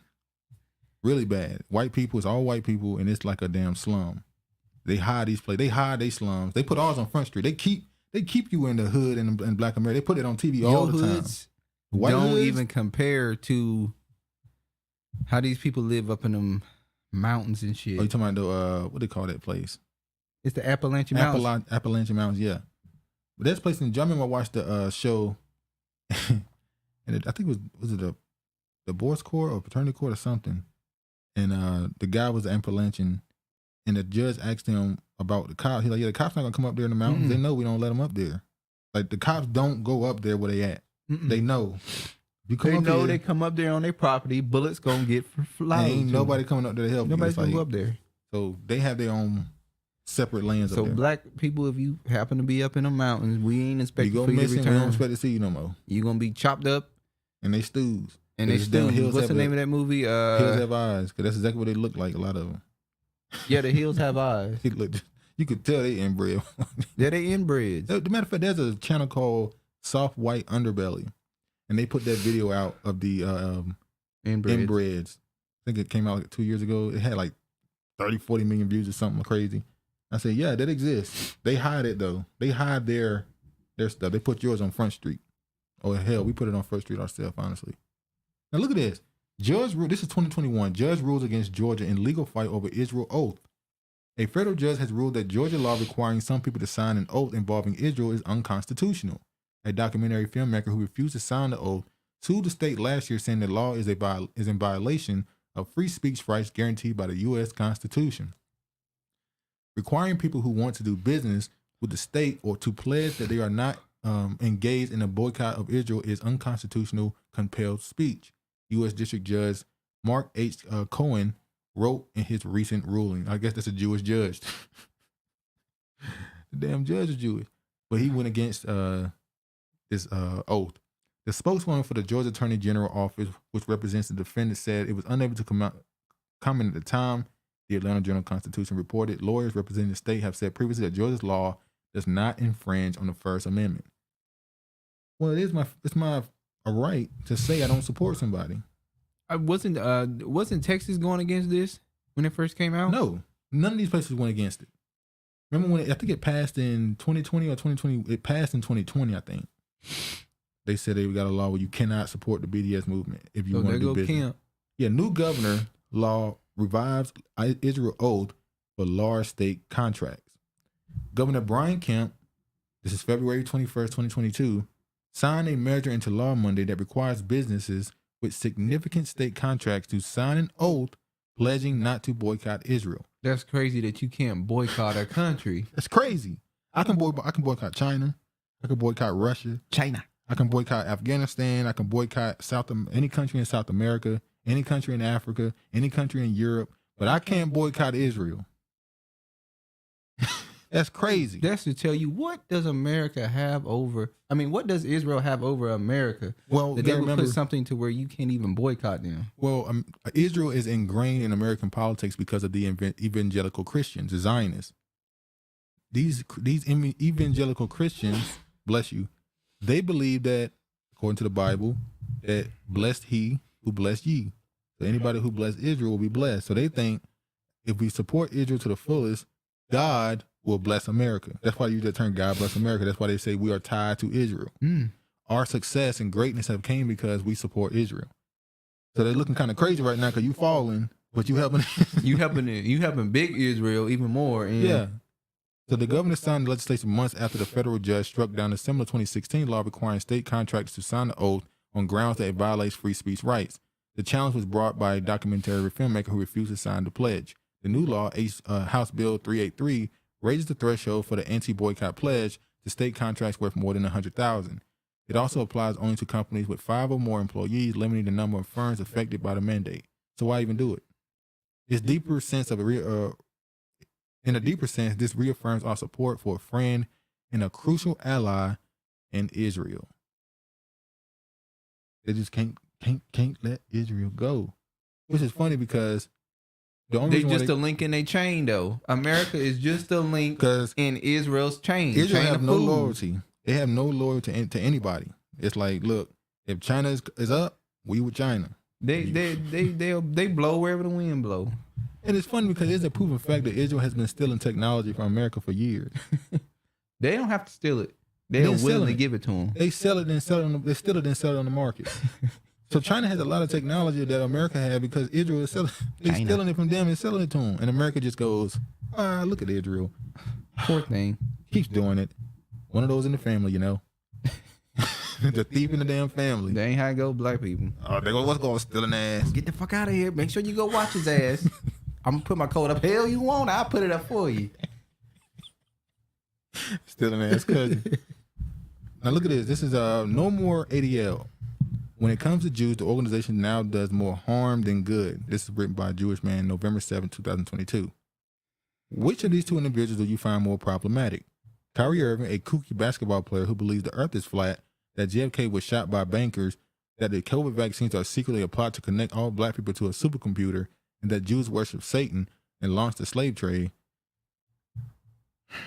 Don't sound that kooky to me, but I'm gonna leave it alone. Or Jonathan Greenblatt, the head of the Anti-Defamation League, who accepted $500,000 from Irving last week without even meeting or even talking to the All-Star. Now, who was forced to give back the donation when Irving blatantly refused to apologize? Let's think about it for a minute. One of these guys is a weirdo with dumb opinions he may or may not actually believe. The other is running a soulless racket, which just made it clear that you can say whatever you want about the Jews and buy your indulgences at a discount price. Don't get me wrong, I actually believe the Irving endorsement of the Black Nationalist documentary based on an obscure Jew-hating book. Oh, it's a Black Nationalist. Yeah. To say nothing of Kanye West's meltdown will most likely contribute to a surge in anti-Semitism in America, particularly in the black community. But we Jews don't control Kyrie Irving. In theory, we do control the ADL. And we shouldn't want our chief defense group behaving in a way that advances anti-Semitic conspiracy theories about shadowy Jews trafficking in money and influence for fun and profits. He basically saying, you can't just keep taking money so people will stop being anti-Semitic. You look like you just making people pay you money in order to say sorry. You're stealing money. That's what they're doing. He's trying to say, oh, you're giving these anti-Semitic conspiracy theories, but it's happening. You literally calling it out because it's happening. So how is it a conspiracy theory? Yeah. All right, next up. Adidas and ADL embark on 4-year, 7-figure partnership in wake of Kanye controversy. Look at that. The black man. Oh, that is the, look at this. President of Adidas North America, Rupert Campbell, attends Never Is Now 2022 Anti-Defamation League Summit in the Jarvis Center in New York on November 10th, 2022. So Adidas sent his black ass to the ADL prom conference to basically be the I'm sorry from Adidas. And oh, he and did we're gonna give you a 4-year, 7-figure deal. Here's some more money. We lost Kanye, but here's some more money for you. It's insane. Then it goes on to say, this weeks after Anti-Defamation League CEO Jonathan Greenblatt accused Adidas of an appalling lack of action against Kanye West's anti-Semitism, the sportswear giant is donating more than $1 million to the Jewish organization and embarking on a partnership to educate athletes against bigotry. Greenblatt hinted the partnership in a speech this morning in the group's day-long Never Is Now conference in New York City. He detailed how the ADL has pushed Adidas to in private and then in public to end the lucrative partnership with West's fashion label. So the ADL admitted that they're the ones that got the deal cut. We know. Yeezy, after West's string of anti-Semitic remarks. After Adidas ended Yeezy's collaboration last month, following a precipitous drop in the stock price, Greenblatt praised the company. Racket. It's a damn racket. Hold on, let's move forward right here. I want to show something else. This was outside of the Barclays Center. This is the brothers standing up for Kyrie Irving. As you can see here, this was the what they call IUIC, Israel United in Christ. They went outside in front of the Barclays Center and near the Barclays Center, should I say, and protested his suspension. They really do. They make sure whenever something pop off, weren't they the ones? I can't remember. Something happened, and it was them that showed up. Matter of fact, during the Breonna Taylor situation, there was a video that went viral where at least 2,500 plus of them walking in line marching. Remember that? Mm-hmm. So they show up and show out. You see, the truth about anti-Semitism, the so-called blacks and Hispanics. There we go with the Hispanics. Black and brown. Black and brown. I They didn't do the realize same they do black shit. and brown. They still do the black and brown. They do the same shit everybody else do. They just like the media. Black and brown. Now look at this. When you look at the word Semitic, it says relating to or constituting a subfamily of the Afro-Asiatic language family that includes Hebrew, Aramaic, Arabic, and Aramaic. Now remember, there's some people who you listen to these videos and you hear them refer to people as the Asiatic black man. This is what they're talking about it. When they say Middle East, this is what they're talking about. Me and Travis had a little spat earlier because I told him Israel is in Africa. He said, no, Israel is not in Africa. But it is, though. It's connected to Egypt. Now I ain't got nothing to say. What's going on? You don't get no energy. What's going on? Okay, let's move on. Now I want to show this too. Now this is what Kyrie Irving tweeted to all this stuff that was going on. Black Christ Matters. No, that's supposed to be No, I'm reading the top. Oh, I'm sorry. Yeah, Black Christ Matters. They said this is a painting of King David, 15th century fresco of King David. This is what he tweeted out and made his I think he made it his profile picture. Matter of fact, if you go to Judah, oh yeah, if you type in right now, if you type in the word Judah, they got on Google, they made it a black man. Now they could just because it takes pictures from the images, and because the Israelite dudes are constantly posting these pictures and stuff, now the Google algorithm is making that the this is it right here. He got his one earring. Judah, according to the Bible of Genesis, the fourth of sons, 6 sons of Jacob and Leah. and the founder of the 12 tribes of Judah and the Israelites by extension. Here's indirectly the kingdom of Judah and land of Judea and word Jew. That is the true Jew. That is the Jew, the Judah. But let's get back to this. Hold on.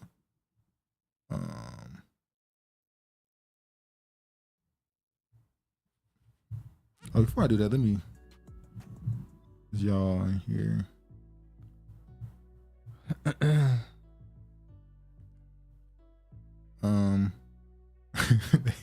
He was advised, you have an answer already said enough. The male essence permeates the air. He talking shit to Dash. I think the next question we need to ask is why we sending billions of dollars to freaking Nazis but can't speak on tiny hats. The question Kyrie and Kanye need to ask. Well, I don't know if I can say this part. YouTube might actually. Well, let's talk about who funded Hitler. If you go deep into that, it take you somewhere. Yeah. Look into who funded Hitler. Who put Hitler in power? He had to be elected. Remember, he won his election, quote unquote, won his election through a democracy. He was voted in. So in order to get voted in, you need a backing from wealthy people for your campaign. Who were the wealthy people in the country? I'm just saying, throwing it out there. Riddle me this, riddle me that. It's only okay to support the right kind of races. Oh yeah, Addidas and ADL. Damn, I'm gonna have to use my reparations money to buy some more shoes after burning my Adidas. No, make their asses pay for it. They want us to get out here and protest in the streets and burn shit up. We'll burn it up. Also, who funded the slave ships and insured the bodies? See, yeah, all that's connected. This is why when you speak this way, they make you pay some money and have the whole media demonize you. Because when you start asking these questions, narratives change. Here goes Kermit the Frog. No, this is Jamel Hill. This is Diggums. Jamel Hill. Now, and this right here, Diggums from the cereal. Kermit.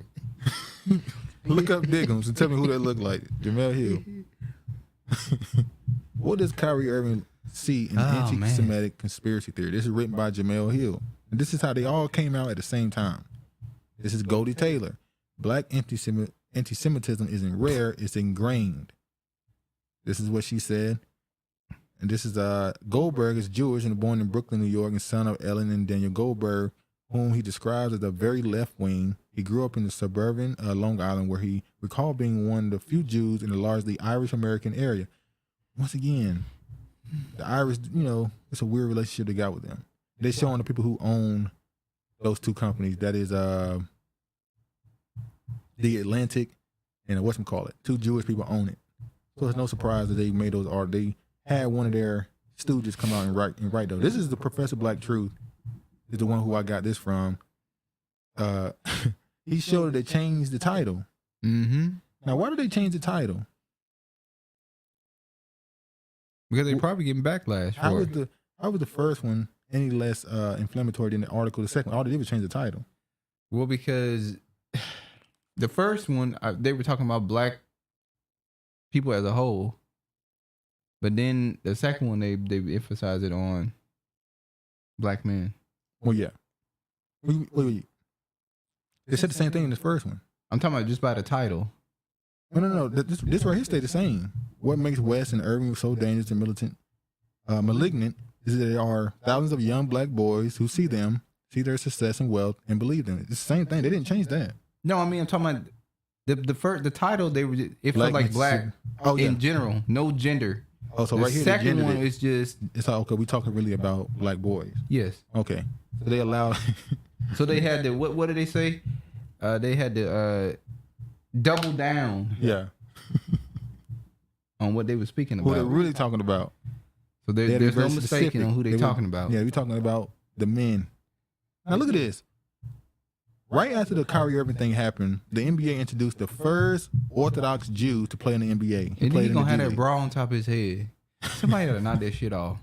Oh, that would be anti-Semitic. Now this is a nobody player in the G League. Yeah, he gets national attention right after the Kyrie thing. And there is a Jewish player in the NBA. Israeli player in the NBA named Denny. That man's face. There's a guy played for the Washington Wizards named Denny. He's an Israeli. So he's not the first quote unquote Jewish person to play in the NBA. And there's plenty of others, I'm sure, back in the 90s and stuff. Now look at this. The war continues. Abdul-Jabbar says The war continues. it's a war amongst them. Who's who? The who's who is going back and forth amongst the black leaders, quote unquote leaders. Abdul-Jabbar says Kyrie Irving is being unwittingly used to promote hatred and anti-Semitism. Tell the man. I don't know if Kareem Abdul-Jabbar has said something most people agree with in our community since like the 80s, maybe the 70s. They been put him on mute because he's one of those people that were trying to talk out against certain things, and the NBA was like, cut it out. And he finally had to hush up. Now he's just act like he's one of those people from the 60s who back in the 60s niggas didn't like him. I'm not talking about Abdul-Jabbar no more, but there's a lot of people in back in the 60s that black people did not care about, and then the 90s came around, and the media made these people seem like they were important during the 60s. Even though the people during the 60s did not care what they were talking about. I'm not going to say no names in particular, but it's like that. NBA Hall of Famer Kareem Abdul-Jabbar said Monday that he believes Brooklyn Nets guard Kyrie Irving is being used to spread anti-Semitic messages amid a controversy surrounding his tweet promoting an anti-Semitic film. Last week, the Brooklyn Nets, we already know all that. During the appearance of CNN Tonight with Jake Tapper, Abdul-Jabbar said Irving was spreading hate whether he intended to or not. Well, I think Kyrie Irving has to understand what's happening. He's being unwittingly used to promote hatred and anti-Semitism. And even though he doesn't see himself as being anti-Semitic, by joining forces and making posts like that, he can be used, and I think that's what's happened. Well, who is he saying is using him?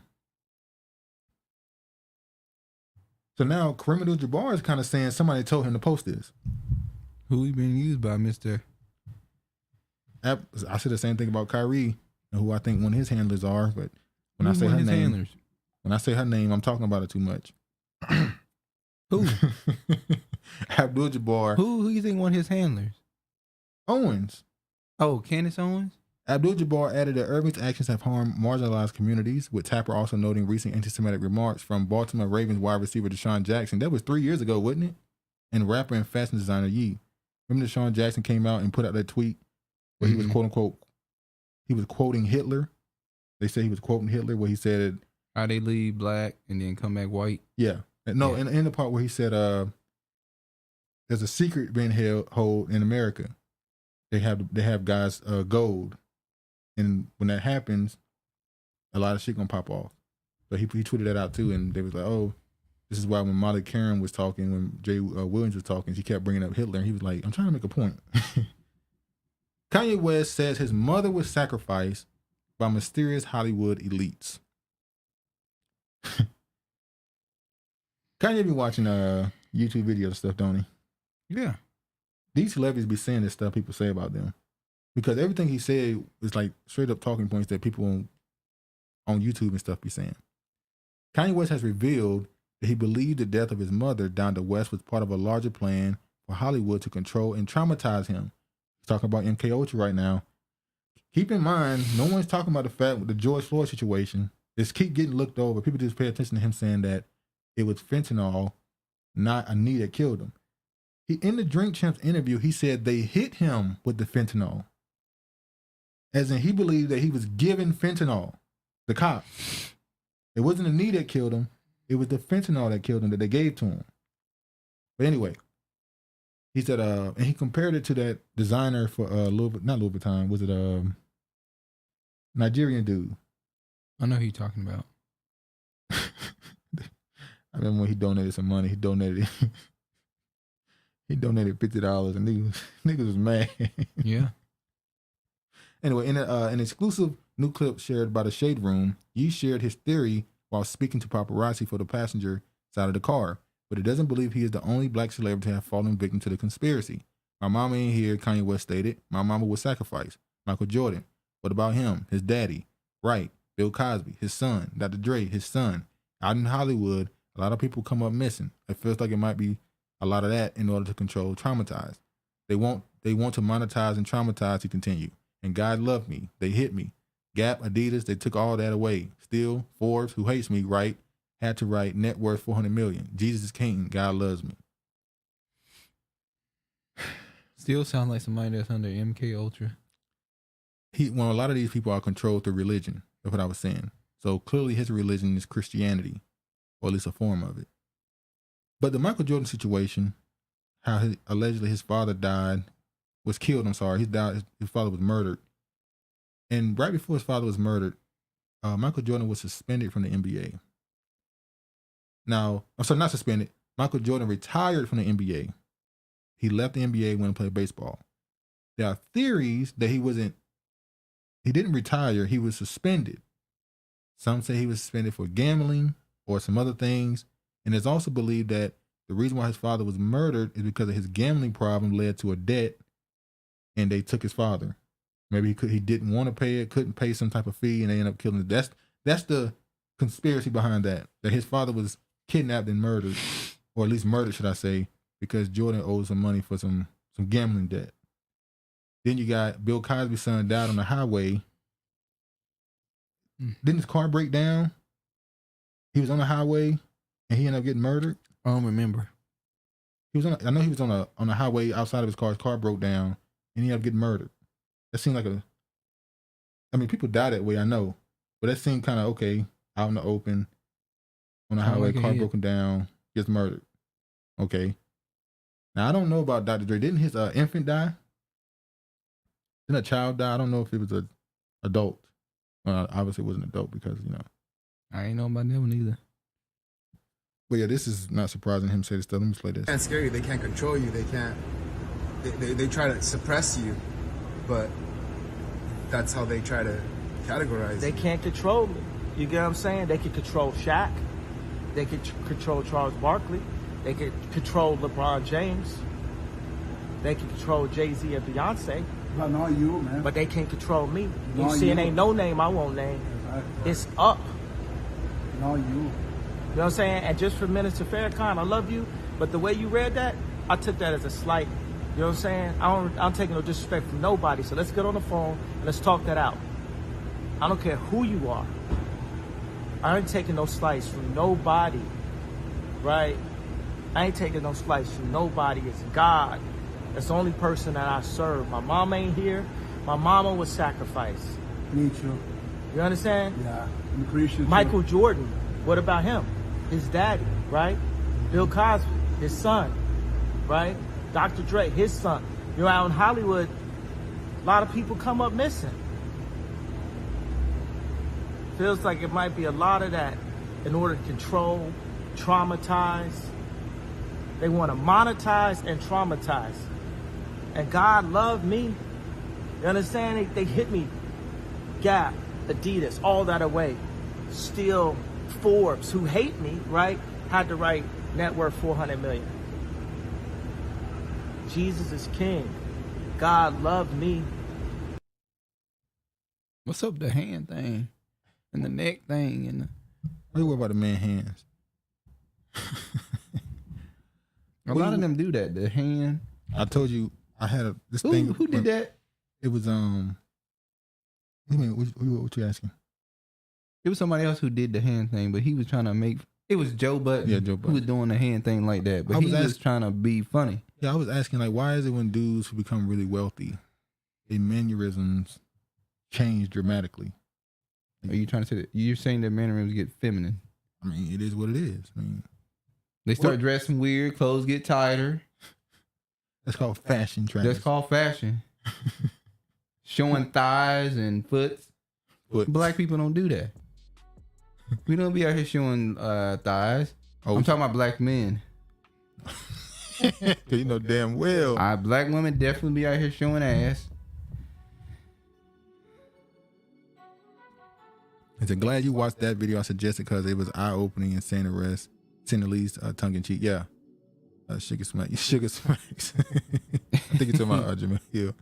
I could never figure out the flavor of Diggum snacks. I never liked them. No way. Muhammad Ali. Correction, Lou Alcindor with his bitch ass. Oh, you don't want to call him Who are you talking about? Kareem Abdul-Jabbar's real name is Lou Alcindor. Oh, okay. Kareem wants a coaching position. He been wanting a coaching position since. I thought dude was gonna say that. That's why I said tell the man's story. Yeah, Kareem Abdul-Jabbar retired from the NBA and he been sitting on NBA benches for like 20 years, and then they finally stopped sitting him on the end of the benches as an assistant or somebody to come in and talk to the players. He wanted to be a coach for a long time, and NBA was just like, no. So he's still like, and unfortunately, I remember recently he had to sell his championship rings and stuff, and it was like everybody kind of knew what happened, but he was just like, I'm over this. I don't want any. What do you call it? I don't want any materialistic things, and I don't need these things. And it was like, nah, nigga broke and need some money. You need some bread, bro. Wrote Black this people song way of long saying, as thought out yesterday. I hit a rough spot in. He said wrote this long ass thought out yesterday. What was that? Something he about to say? I don't know. I was gonna say Kareem should return to Friendly Lewis Alcindor Jr. But wait a minute, his actual name speaks volumes. Who is he really? Oh yeah. I should look into the history of his parents, his lineage. Dude, did you mean Candace is Yee's handler when you were talking about Kyrie? Yee is dropping bombs, and who is the jewel in the driver's seat? Yeah, I was talking about Kanye Candace. Yeah. Kareem's family's from Trinidad. Really? I thought we already knew that. You knew that already? Yeah. Kareem Abdul-Jabbar is from Trinidad? Yeah. What's the other one that's from? Tim Duncan. I know he's from the islands. I know that one. I didn't know Kareem was from Trinidad. Yeah. And the dude Tim Duncan, we knew he was from the island. I already knew that. Yeah. That was a big story with him that he was from what's that island? Another guy a guy named Buddy Hield is from the same place as Tim Duncan, I think. The first baddies, once they start seeing prosperity, they take shit for granted, then start praising other guys. Then this shit get ran by soldiers and get enslaved, and it happens several times. Yeah, it's called being humble. Yep. Kareem's parents are from Trinidad. I didn't know that. Eastwood he said something. What did he say about He said the dude from the fresh. He said Uncle Phil was fucking around with Carl. No, I said Family Matters, right? No, I said Uncle Phil messing around with Carl. I forgot who he accused him of being with. I forgot about that one. Let's move on. Kanye West's worst nightmare is coming true. Adidas plans to sell Yeezys under new branding, and they ain't gonna give them a dime. Ain't that what they always do? Take something you create. Because Adidas, or you give it to him, you sell that's it to true. him. That's true. And it's funny because, bless you, when he had that thing with Sway in the morning, the infamous, you ain't got the answer, Sway. They were talking about that. And Kanye was saying you need money, you need backing, you need manufacturing, as in you need one of these companies in order to get what you want.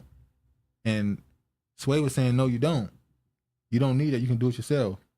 And it's funny because he had an interview recently, Kanye, he was asked, I got something I need to say. Sway did have the answers. You gotta do it yourself. It's like, it's kind of obvious, ain't it? But yeah, he said Adidas intends to release more Yeezys without Yee. Oh, did you? Regina said, was you saying Candace? Yeah, I said that. I was talking about Candace being Kanye's handler. But then she recently came out and defended Kyrie too. Exactly. Ooh. So maybe I don't want to keep going into that because I'm asking who she is. Yep. And then what's the dude, Ben Shapiro? Are we gonna talk about that later? Yeah, I got that already. Okay, that's later. We're about to get to that soon. How long have we been going? We're going to have to speed this up. The company said it's at quarterly earnings call November 9. Adidas began its partnership with Yee, formerly known as Kanye West, in 2013. The 9-year relationship proved to be financially successful but turbulent. Adidas ultimately cut ties with musicians. We know. So now they're going to keep selling his shoes even though he's not there no more. They already said, based on the contract they have, they don't have to pay him anything because they're not going to use the Yeezy branding. So they're going to what you boycott. That's the boycott. You don't buy anything that look like what Kanye West is putting out and producing. This is what you boycott. Exactly. So black people, we can't ask white people to do this. This is you. If you truly want to support them, I'm not saying you should or shouldn't. Adidas and Nike should not be something you purchase. Hold on. I thought we were just talking about like them. Oh, here you go. Look, y'all. Their name Look, y'all. Give him his name. You gonna fold. I ain't folded. I'm asking, what are you saying? Boycott Nikes and Adidas? Yes. Period. Don't buy anything. No, what you need from them? Are we starting this today? Look. He better hurry up and go to Amazon and get something real quick. Hold on, just give me 5 minutes. But yeah, They're gonna still sell it, but they're not gonna call them Yeezys, I guess. Or I didn't really like his stuff. Well, he had like a couple shoes that were really popular, and that's why they're gonna continue selling them because that shit Were made they a lot of popular money. amongst black people? Huh? Were they popular amongst black people? Yes. People wore those Yeezys. We're not talking about people. We're talking about black people. Yes, black people wore those shoes. I ain't seen one with them on. Okay. Adidas to partner with ADL on fighting antisemitism in sports. Adidas ended their relationship with West weeks after the rapper began making insensitive comments satisfying ADL's demands. We talked about that earlier. Look at this. Anti-Defamation League acquires Jewish investment watchdog to fight threats to Israel on Wall Street. Now look at this. So they swallowed a company that's going to help them stop people from boycotting them. Now these are American people. Why are they worried about Israel? Now see, it's called anti-Semitic when you say that a person of Jewish descent, quote unquote, has dual loyalty. If you say that, that's literally considered anti-Semitic to say that out loud. The dual loyalty. Are you loyal to Israel or America? Or whatever other country you're staying in. Even though these American people are starting companies to help Israel. You're not Israeli.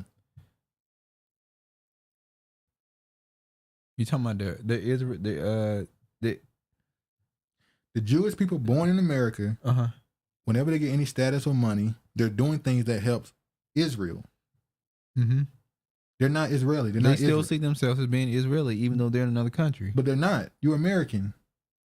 Why are you trying to help people, stop people from boycotting Israel? You're not Israeli. You are American. They're Israeli American. No. They're American. That's what they say. So this is why those, especially white people, when they call out these Jewish people saying they have dual loyalty, they get called anti-Semitic.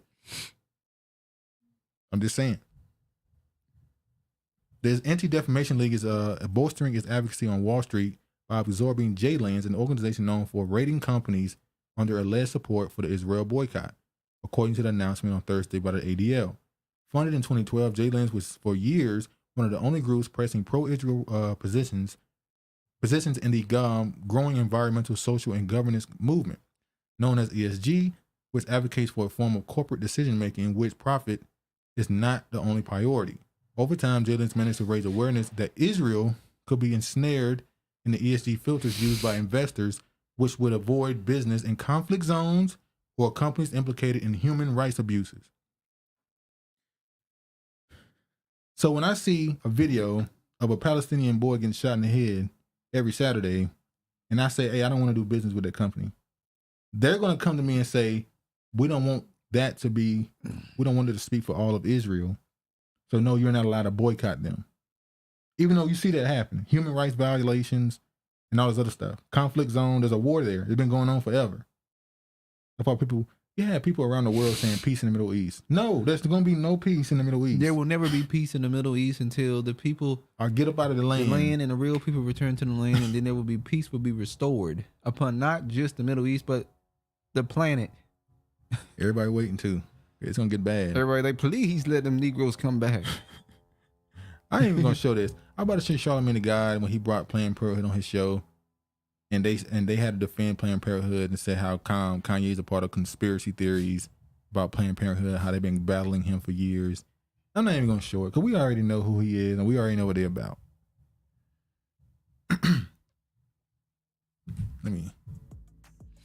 I'm looking for the next thing. Now this right here was and I don't want to show that either. Some dude got a fake White Lives Matter tattoo for attention. Okay, here we go. Now this is Teddy Riley.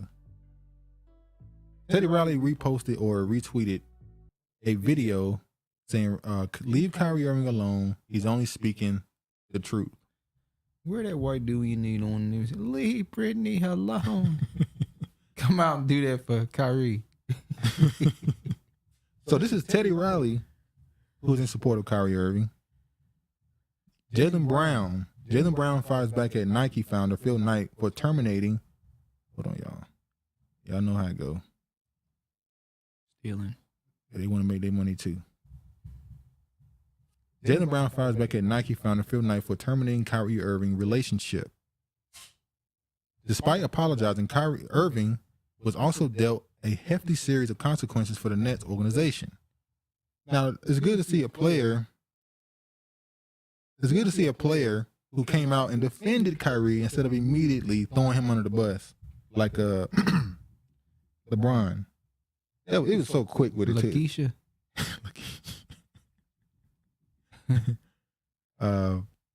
The Boston Celtics star for Jaylen Brown ripped Nike alongside the company co-founder, the chairman Phil Knight, after the billionaire released comments regarding Kyrie Irving in the wake of the controversial social media post from Brooklyn Nets star guard. Kyrie stepped over the line, Knight said, according to Market Watch. It's kind of simple. You made statements that we just can't abide by, and that's why we ended the relationship. And I was fine with that.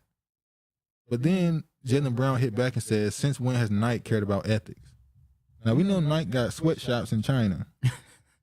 Little kid, like 8-year-olds, making your shoes for a couple cents an hour, and they sell it to you for $200.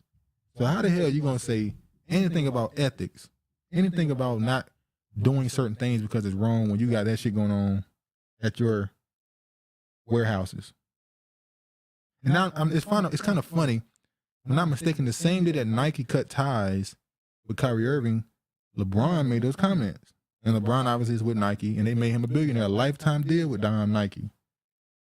I remember when he first signed that deal for a lifetime deal for $1 billion, I thought, wait, is it $1 billion deal if you have to stay with them for the rest of your life? That's a slave. That's a slave deal. For the rest of my life, I'm a Nike product. I'm a Nike billboard. You know there's clauses in that contract where you can't work with this person, that person, because it contradicts. Yeah, so it's like the second that he came out and said something about Kyrie, and I saw this, they told him our biggest name, you got to come out against Kyrie. And he went out there. He went out there and said something too. Now he kind of doubled back because, the backlash black people been giving his ass, it looked kind of crazy because he was alone. Because everybody else is like, nah, man, it's going too far. This is the original tweet he did. Since when did Nike care about ethics? And then now I'm going to show this right here. Now this is LeBron James. This is I don't know her name. Delicia Daniel. She put this out. She said, do people really expect this man to stand with Kyrie? This is LeBron at a synagogue holding hands and kissing on the rabbi. Now we know LeBron has his own personal rabbi. Remember when they all got their personal rabbi. Remember when LeBron made a tweet? He said, I got that Jewish money. And they made him delete the tweet because it said it was anti-Semitic. It's anti-Semitic to say I got Jewish money, as in a lot of money. Because they saw that as promoting him in a bad light, saying that's that Jewish money. Jayz did the same thing in his 444 album when he said, we're making Jewish money. And they said, you gotta get, that's anti-Semitic. Remember when, what's the guy from the Ebro show? The Jewish dude. The Jewish dude on is it Fox 90, Hot 97? The Jewish dude on Hot 97. Rosenberg. He got mad with Jay-Z when he said that, saying that was wrong. And then he also got mad with Kyrie. I said Kyrie. Kendrick, KKK, is kind of crazy. Kendrick Lamar, when he made his album, and he came out against him, but he came out against Jay-Z for those comments saying it was anti-Semitic, and black people were like, you in hip-hop culture as a damn host, and we don't even know how you got that job, and you can try to critique the music we make. You hear a nigga say, I'm going to kill this nigga, I'm going to sleep with this nigga girl, I'm going to do all this stuff. Never say, y'all should talk about one another like that. That's just hip-hop. You never say, hey, that's wrong, don't talk about yourself. Instead, he say something about, really that's a praise. I got Jewish money, as in a lot of money. To them, it's not. That's negative. It's negative because it's bringing attention. Like, what's the real anti-Semitic comment? I'm going to kill a nigga or I'm going to get Jewish money? Which one is anti-Semitic? Anyway.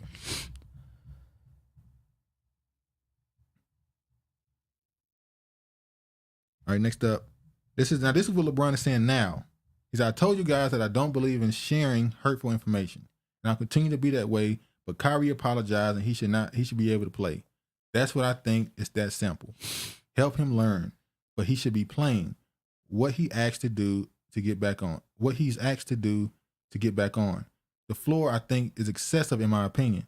He's not the person that's been portrayed of him. Anyways, back to my rehab session.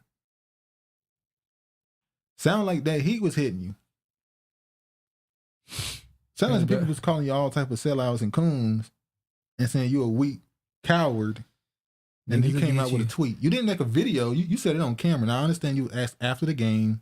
They would put cameras on. You asked a question. But you could also, after the next game, make sure you said this. You tweeted it. Ain't nothing like black people just attacking you when you going against your own and they rally up against you. Ball up. You gonna ball up. I'm telling you. They gonna back you in the corner. Now, it's funny how he said this right after Farrakhan called him out. Remember Farrakhan said his name? LeBron James. All of a sudden, LeBron come out. Look, man, I think they went a little too far. This behavior, I love this league and deeply respect our leadership. But this isn't right. There is no place for misogyny, sexism, and racism in any workplace. That must be a person who's Jewish trying to seem like he's being hypocritical. All right. Now, this right here is crazy. But I'm not going to show it here. I'm going to show it in the other place because I don't want to have it on the big screen. I'm going to show this clip of Corey Holcomb speaking on it. Y'all tell me what y'all think. Oh, that's the wrong one. Listen. Uh-oh. Hold on.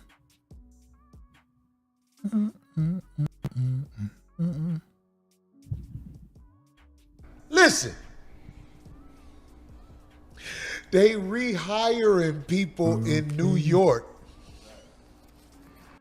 that they told you can't work because, listen,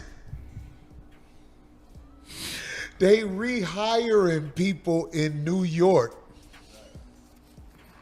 that they told you can't work because you won't take the shot. In fact, they telling people you getting your back pay because it was unconstitutional what they did. The Nets owe Kyrie millions of motherfucking dollars.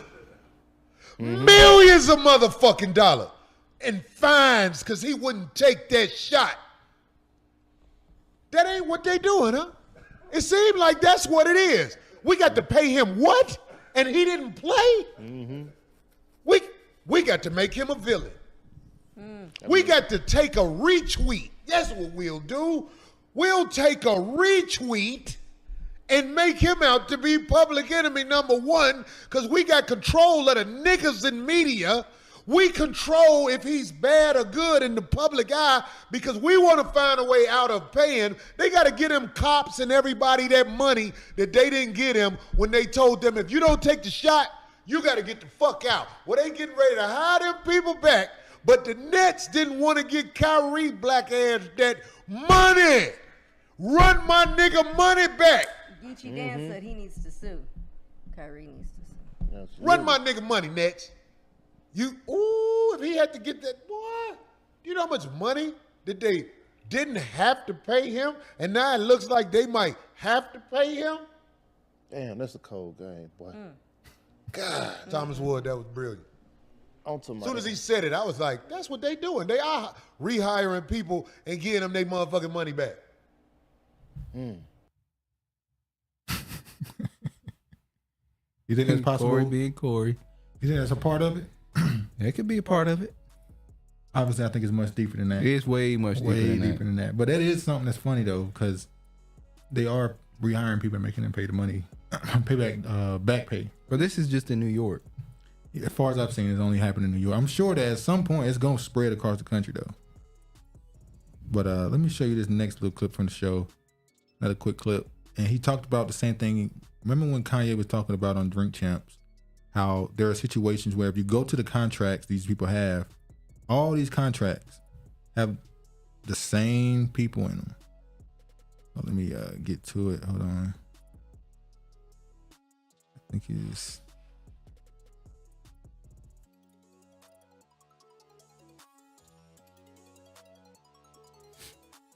I'm sorry, hold on.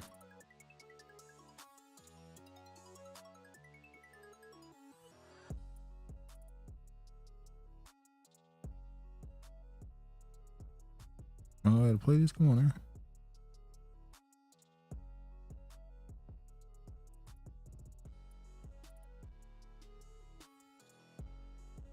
All right, let's go from here.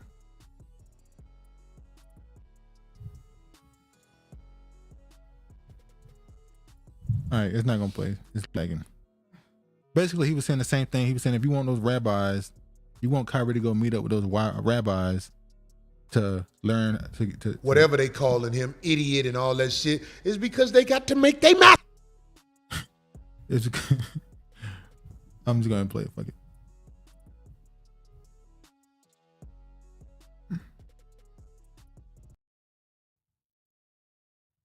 They must obey their masters. But that dude who owned the Nets, the dude who is the commissioner of the NBA, the bullshit-a-lots, who want to call this man anti-Semitic, let me tell you something. You want him to meet your good and moral rabbis, right? Let me show your rabbi motherfuckers that wildin' out contract. Any contract on motherfucking BET or MTV. Let me show your rabbi motherfuckers this shit, and you tell me who needs some counseling on morality. Man, you motherfuckers are the phoniest motherfucker. If there is a wicked motherfucking gathering of people, it's the motherfuckers on top calling Kyrie anti-Semitic. Spoke no lies. Oh, he was fired up this one. He said at the beginning or the end, I'm sorry. He's like, this might be the last episode. He said it might be. This might be my last episode. If you don't see Corey Too comfortable, brother. soon, that's what happened. All right, let me play this next one. We about done with this segment. All right. Too comfortable. Brothers can't afford to get too comfortable, you know? Because that's when you become the porn. That's when they use your ass. Anytime white people want to smooth some shit over, they go get that rich nigga and put you on TV. Some people are conscious, some people are not. I could tell he's not conscious. He doesn't really care what's going on.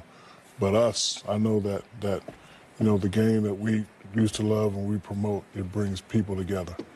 And it hurts me sometimes when we have to sit up here to talk about stuff that divides the game. Now we got to answer for what this idiot has done. To represent the people, you know? You have you asking your questions like, Damon, now that you made this $13 million, and we're not counting. Now that you've made all this money, let me ask you this. Let me just throw this out at you. You respond any way you want. Is there racism in America? Sure. I think he should have been suspended. I think Adam should have suspended him. First of all, Adam's Jewish. You can't take my $40 million and insult my religion. You be sitting there thinking about that paycheck talking about. I can't believe that we ain't talking about that. We're talking about this idiot. No, sir.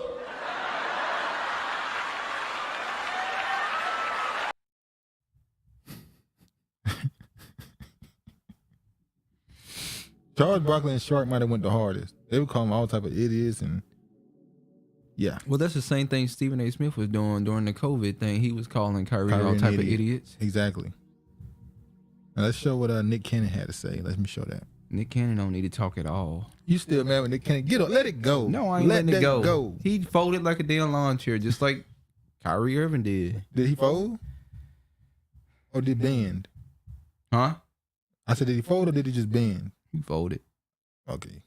I can wholeheartedly say I know Kyrie Irving is not anti-Semitic. When given the chance to say, are you anti-Semitic or not, he didn't say, no, I'm not anti-Semitic. At the press conference, tell us about that movie, why he did. He said, stop dehumanizing me. And the movie is saying white Jews invented the Holocaust and 6 million Jews didn't get killed. Okay, I know that isn't right. Because there's a gigantic historical record. Jewish people know when you dehumanize us this way, we know what's around the corner. So in that same statement as those are the tropes that dehumanize Jewish people, the same buck breaking. What's that? I don't really know what that means, to be perfectly honest. The slave masters would bring the buck, the one that gets out of line. So all the other slaves would see lash after lash, showed them the power to set an example. This is what you must do to fall in line. So when we see the 6 things that Kyrie must do to get his job back, right, that's dehumanizing.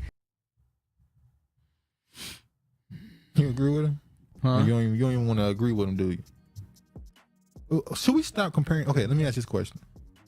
Should we stop referring to some of these things that happen as butt breaking and lynching? Well, it's just a metaphor that you use for a modern day lynching. But does it kind of soften real butt breaking and lynching? You believe? It's just a metaphor. Okay. The Nets have suspended Kyrie Irving, as you know, for a minimum of 5 games based on his tweet promoting an anti-Semitic film, then his reaction afterwards. So the Nets also have laid out a 6-step path for him to return to playing. Those steps are expecting the attention from Tim. Good morning. Thank you for being with us. I'll get to you in just a second. Agree with Jaylen Brown. I stand with him. And I know that's saying a lot because we know how critical I can be and have been of Kyrie Irving. But this is excessive. The fact of the matter is that right now you're engaging in emasculation based on the reports about how the Nets have a checklist of things that they need Kyrie Irving to do. Okay, now be clear, Tim Legler. He brought it on himself. I'm fully knowledgeable about that. Him putting out a tweet, supporting a film with anti-Semitic tropes and stuff like that was inexcusable. It was insensitive. It was juvenile. It was stupid. Okay? And the kind of heat that he's brought upon himself thus far is self-inflicted and largely, if not entirely, of his own volition. So he deserves it. But now you're going a step too far. Okay? The man apologized. All right? He's been suspended. And that. Now you as an organization have to make it. Do you want him on your team? Do you keep him on the rest of the year? Or you can elect to let him go while making him sit home and you have to pay him unless you trade him. It's that simple. But to sit up there and to have these lists of conditions that he has to do, I think what you're trying to do is elevate the level of embarrassment that is being thrown in his direction and, dare I say, emasculate him, which is why Jaylen Brown has spoken up, which is why black people are going to raise holy hell about that, and which is why I'm going to be one of those folks leading the chorus to raise holy hell about that. Now, hold on. So Stephen just admitted the reason why he changed his opinion on this because black people, for the most part, got involved with it. As we should. So black people said, oh, hold on. You ain't doing all this now. This is too much. This is the last one I'm going to show right here. Every day of my life, I approach it with a state of empathy, right? Regardless of what color, what creed, what race you are, I look at people as human beings. I think that's important. But life is always about taking a stand and holding principles. So I want to explain what I feel like my stance is as a black male in this world, okay? And conversations that I've had with my brothers and sisters in the black community. And I want you guys to empathize with it and hear me on it. So when I hear what Kyrie Irving has to go through in order to be reinstated, I'm appalled. I'm appalled. And let me give you examples of how I feel like we don't have the same energy and hold other people who have dealt with racial tropes accountable. So when Sarah Silverman does blackface, or when Don Imus says nappy-headed hose, or when Howard Stern calls somebody the N-word in the skit, or when Brett Favre takes money from the state of Mississippi, we don't ask them to get sensitivity. Is Brett Favre Jewish? Might be. Or did he bring up Brett Favre because, all the stuff going on with him with the... Pretty much stealing money from black people. Well, hold on. I won't say black people because all black people are on welfare. No, I'm not trying to be like, I'm not saying all black people are on welfare, but what I'm saying is Alabama has the most black people. It's not Alabama. It's Alabama. They have the most black people. No, I'm saying it's not Alabama what has happened. It's Jackson. No, it's Mississippi, ain't it? It's Mississippi. Okay. It's a lot of black people there too. I'm pretty sure it's Mississippi, but yeah, continue your point. But yeah, that's why he's saying that. They stealing money from him. They stealing money from him. All right. Training, we don't ask them to donate $500,000. We don't ask them to meet with the Black National Caucus They apologize. And then, you know what? The rest of the world moves on. But what I feel like is happening here, and that's how in the black community, like we've been told that's how the process works, right? Think about that, Britt. That's how the process works. Oh, somebody does a blackface. Oh, it was a misunderstanding. We got it. Okay. You know, is that person really racist? Probably not. Was it ignorant? Probably so. Okay. We understand it. We move forward. We don't like it. We would love to hold them accountable. But society and having a lot of black people in positions of power, we don't have the governability to do that. But what we feel like happens with Kyrie is even after an apology, it's not enough. And the same thing Minister Farrakhan was saying, it's not enough. It's not enough. It'll never be enough. Ever. All right. ADL creates more anti-Semitism, divide Jews, black people, Candace Owens. So Candace Owens came out in support of Kyrie Irving, with Max Blumenthal basically saying, you know, the ADL need to get rid of it. It's a racket. They're trying to justify just getting money off of people, whatever. Candace Owens liked it. Then she said something about how white American Jews are living in but he said that white American Jews are living in a golden age of power. There was a Jewish man named Max Blumenthal, basically saying they get to do whatever they want to do without critique, because if you critique them, it's anti-Semitic. Yep. So they really ain't got nothing to complain about. Ain't no way you can spin it when you're dealing with the Jewish people. Like, it's gonna be anti-Semitic. Matter of fact, was it who was it? It was damn, what was it? I forgot. But even Jay Williams a while ago, he even said, I might get fired from ESPN for this video for defending Kyrie Irving like that, because he know he can't say that on ESPN. Yeah, he has to do it on his own time. So he did it on his own thing, and it's like, I might get fired. And that's crazy. But that's what happens when you have true power. Now, Candace Owens said, I think the ADL is like Black Lives Matter and the NAACP. They create more anti-Semitism just like Black Lives Matter creates more racism.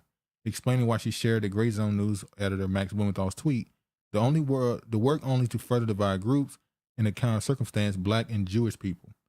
Now, the NAACP was created by Jewish people. Yep. It was funded by Jewish people, and they created it. They say they created it because they wanted to help get rid of injustice and all that stuff. Really, they created the NAACP as a headquarters for the people that they're going to put over you. Your gatekeepers. The gatekeepers, so they can keep you as the pawns that they treat you as. So whenever they want something to get passed, they'll start with black.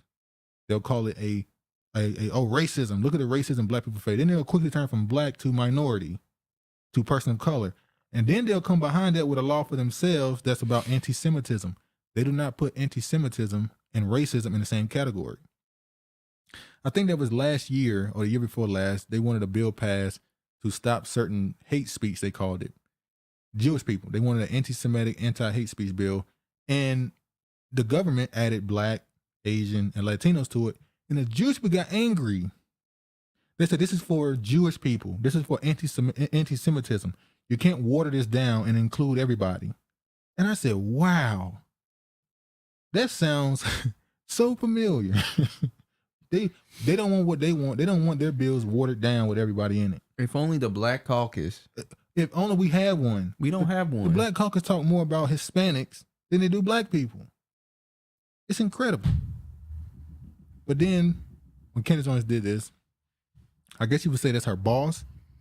Ben Shapiro publicly scolds Candace Owens for garbage tweets. Owens fires back, you have my number. Exactly. Now, Ben Shapiro has plenty of tweets where he says some distasteful things about black people. She said nothing distasteful at all. I guarantee you, she has never texted him, called him, or publicly said anything to him, but things he said about black people. More than likely, she agreed with him. But he say something, he don't say it privately. He makes sure to say it publicly so that his people know I'm riding with us. Don't get it twisted. If he's her boss, as her boss, he's supposed to privately talk to her. But you know how that go. But she's on her own time, so she's allowed to say whatever she wants to say. Exactly. At least it used to be like that. You can't do that no more. I think the ADL is a partisan hat organization too, but retweeting Max Blumenthal, who spends his life covering for Jew haters and stomping for Israel's destruction, makes the conversation significantly worse is garbage. Now, keep in mind, Ben Shapiro is one of these Jewish conservative, I love America, I'm against Black Lives Matter, I'm against this, what they call woke era. Yeah, he is a very staunch Zionist. So he believed wholeheartedly that Jewish should be a sovereign state and that the Palestinians are not, they shouldn't be in the land. He's a Zionist. So how you have these views in America, but in Israel you have totally different views for them? Once again, when they're talking about that loyalty thing, it is what it is. Tyler Perry says Jewish allies help grow his studio, which hires more black people than most businesses in Hollywood. They would love for you to continue putting out the bullshit you continue to put out, dressing up in dresses and shit. He said in his post, Perry recalls his mother coming home after they were bomb threat in the school.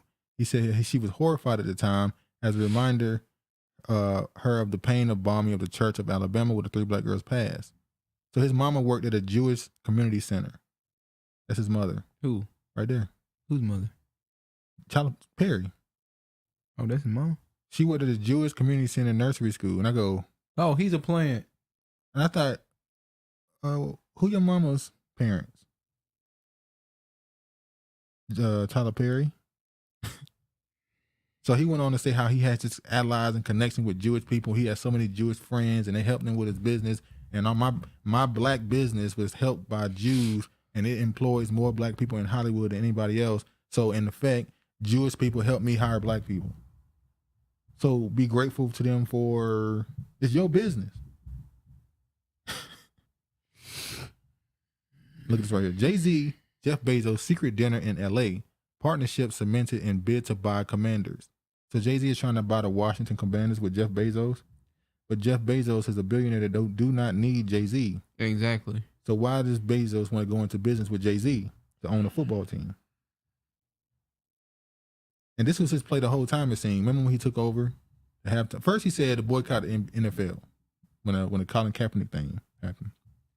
Jay-Z said boycott him.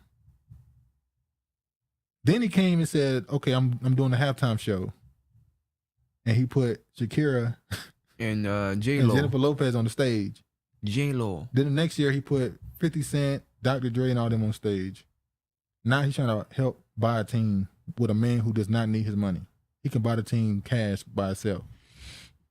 So what are their plans for Jay-Z? Because we know he deep. He deep in it. It ain't no recovery for him. Look at this right here. Controversy again. He said he'd lose the lyrics that outraged critics. Now he's singing them again for his new video. And E.T. has the tape.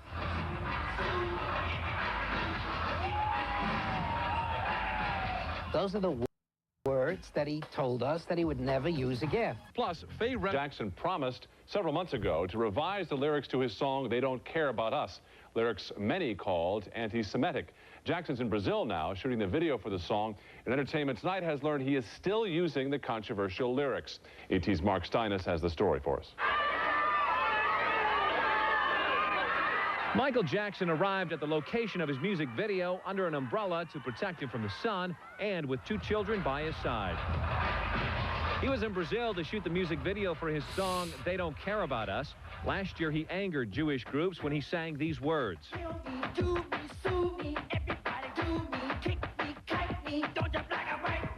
Michael then gave it. Damn, Mike. Hey, we don't heard that Mike was. We were told that Michael Jackson. You see that video that came out at the award show of him using his real voice by accident? His voice was deep. He started talking. He said he changed his voice to the high voice he do. So we've been told that Michael Jackson is not the person behind the scenes. He said the K word. Yeah, that's crazy. If I would have said the K word, yeah, we done. The screen would have went black, and the door would have kicked in.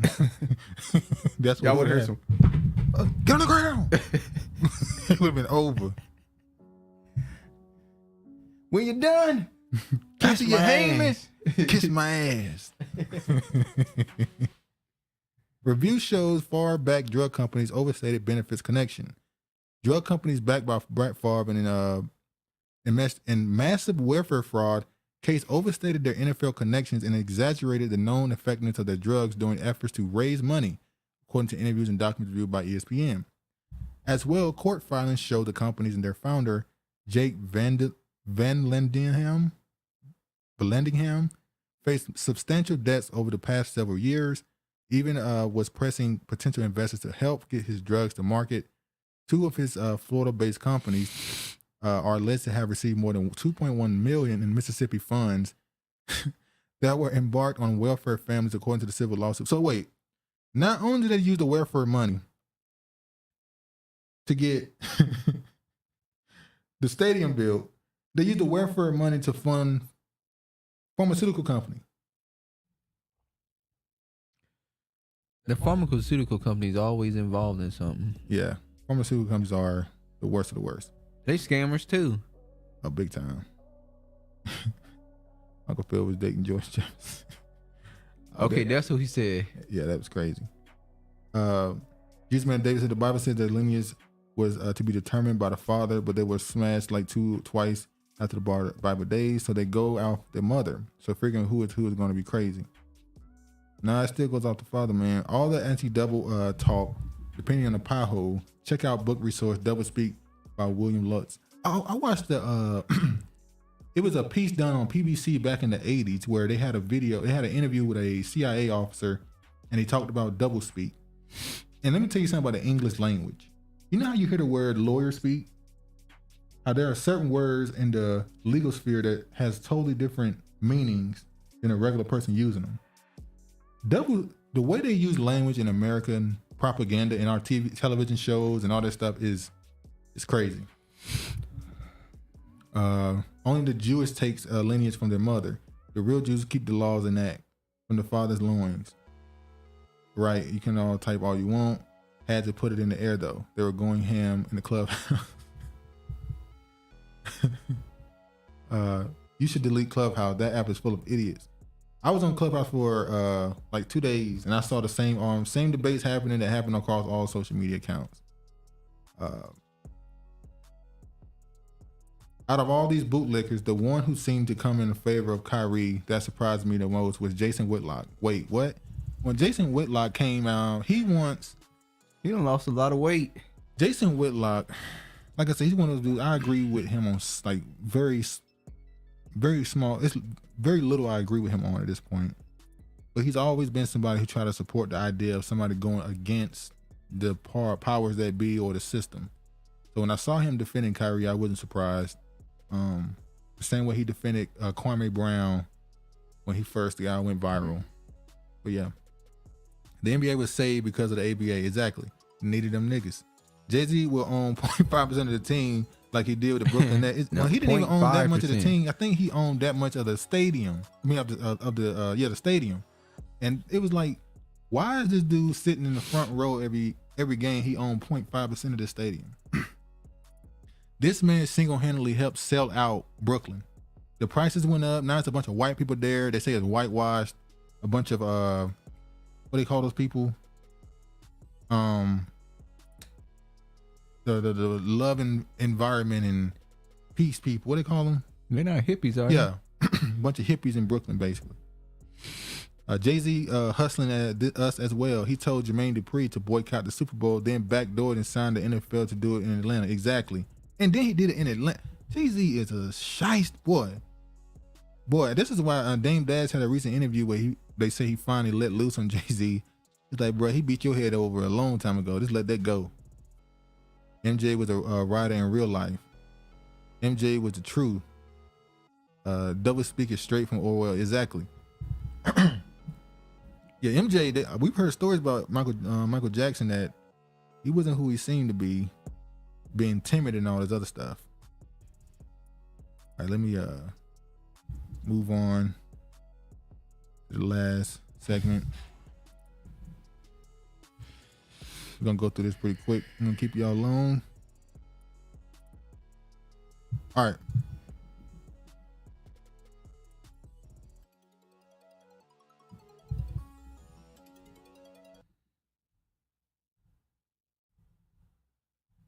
All right. Georgia's dog and focus camp overcomes Trump and Abrams. Red wave, huh? Let me tell you something. Travis is pissed. It's some fraudulent shit going on, Well, just like watch it your was mouth. going on in 2020. Watch your mouth. Like I said, You gonna get us? Okay, go ahead. what? This is getting crazy that we can't even express what we want to say no more. It is what it is, man. This is their platform. So now, after the results came in, the Senate is pretty much tied. They're saying that the Republicans might get the advantage, the Democrats might get it. We still waiting on 2 states. Yeah. I've never, throughout my life, before 2020, we knew the results the next day. Sometimes the day of. Yeah, exactly. The night of, we knew. Now it takes 3-4 days, a week. 2, 3, 4 weeks sometimes. The presidential election took that long. In Arizona, they still waiting. They're saying that they have, 500,000 votes that came in after? Keep in mind, Florida counted like 11 million votes in one night. How is it that Florida can count their votes like that? But everybody, all these other states, certain states, blue ones, it takes them days to count. They claim Beto O'Rourke was beating Abbott. We know that was a damn that lie. was bullshit. He lost easily. Yeah, that was easy. That was easy. Dub. We're waiting on Nevada right now. It's supposed to be turning red it's supposed to be red. No, what's it called? It won. Who? The Democrat won, I think, Nevada. I'm talking about the governor. Oh yeah. The Senate, I think, the Democrat won. You know what I think? I think what's gonna happen? What? I think it's gonna be 50-50. Exactly. It's not gonna be. They're gonna let it be tied. It's gonna be 50-50. Just That's like what it they're is gonna now. do. Just like it is now, they're gonna keep it the same way. Now let me say this. You notice they brought Trump up in this. The biggest thing that came out of this was the Democrats immediately, and Trump is doing this too, making it a DeSantis versus Trump within the Republican Party. I think Kemp, if I'm not mistaken, I don't think he ever sought the support of Donald Trump. I don't know if Trump backed him or not. He can't, because you remember that shit that happened? What? Was he the one that he called and asked him to investigate? No, that was a woman. That was a woman. Yeah, that was a woman. But yeah, so Abrams lost. No surprise. She was never going to win. She lost worse than she did last time. I can't call her a wig. No? Because she does wear her natural hair, which is a plus. Now look at this. Immediately, look at this. The Associated Press said the history of the United States is the history of black women have a really difficult time winning a statewide office. Black candidates from across the country made their marks in the midterm elections. The amount of people I saw tweet the reason why she lost because she's fat. Yes, I saw people say the reason why Stacey Abrams lost is because she's fat. And black men don't want to vote for her because they don't find her attractive. Well, why didn't black men want to vote for even though she's not black, they call her black. Black men didn't want to vote for Kamala Harris either. They didn't. It is what it is. This is the results. They showed who voted for who. As you can see, blacks gave her 90% of the vote, and black men gave her 84% of their vote. Which is normal. That's normally what it is. See, black man 84, black women 93. That's about what it always is.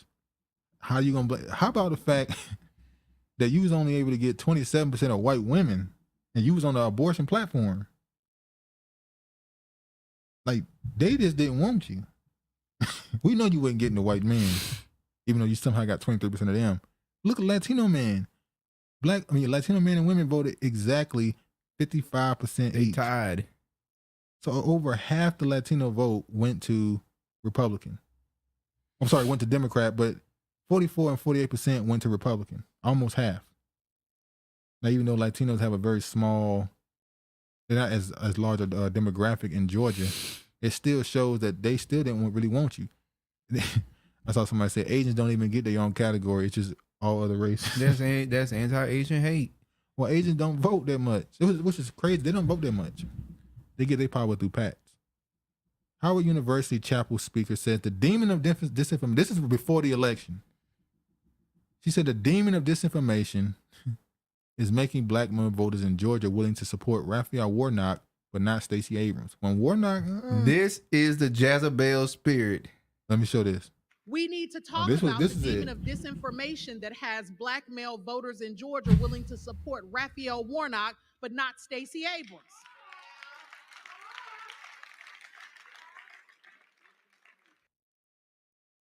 What you think?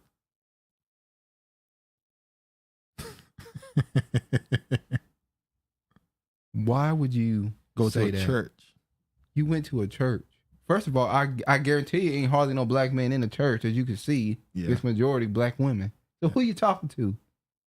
Yeah, you're right. Who you talking to? So you talking about somebody? You getting your troops in line to go home and deal with the man? No vote, no vote, no vote, bucking? no bucking.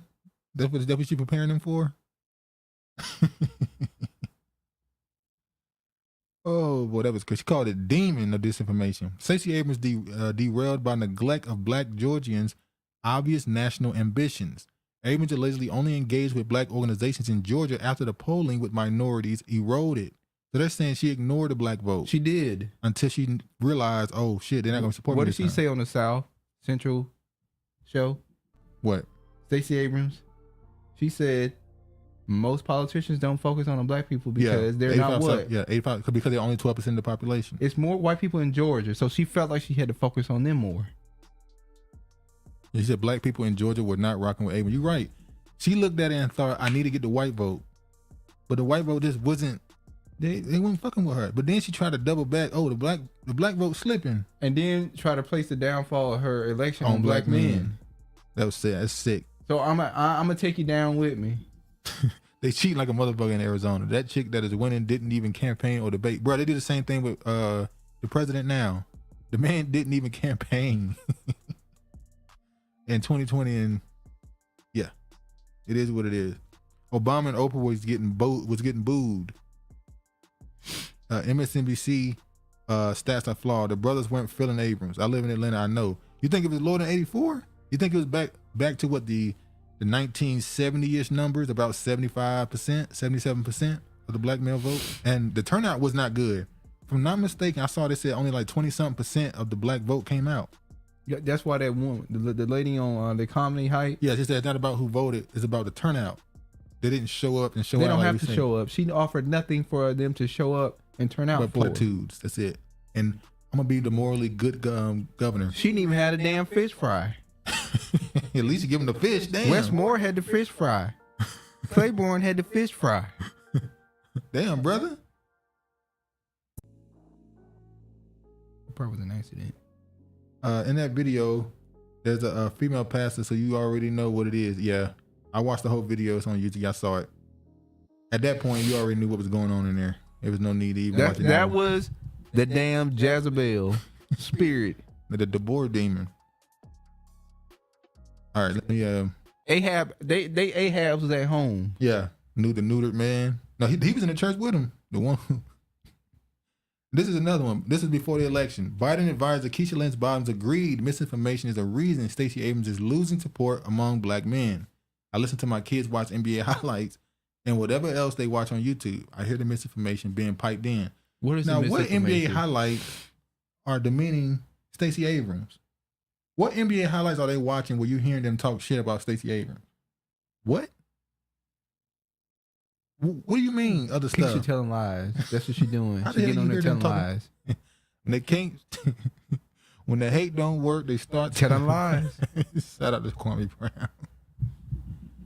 Unfortunately, this year, black men have been very targeted population for misinformation.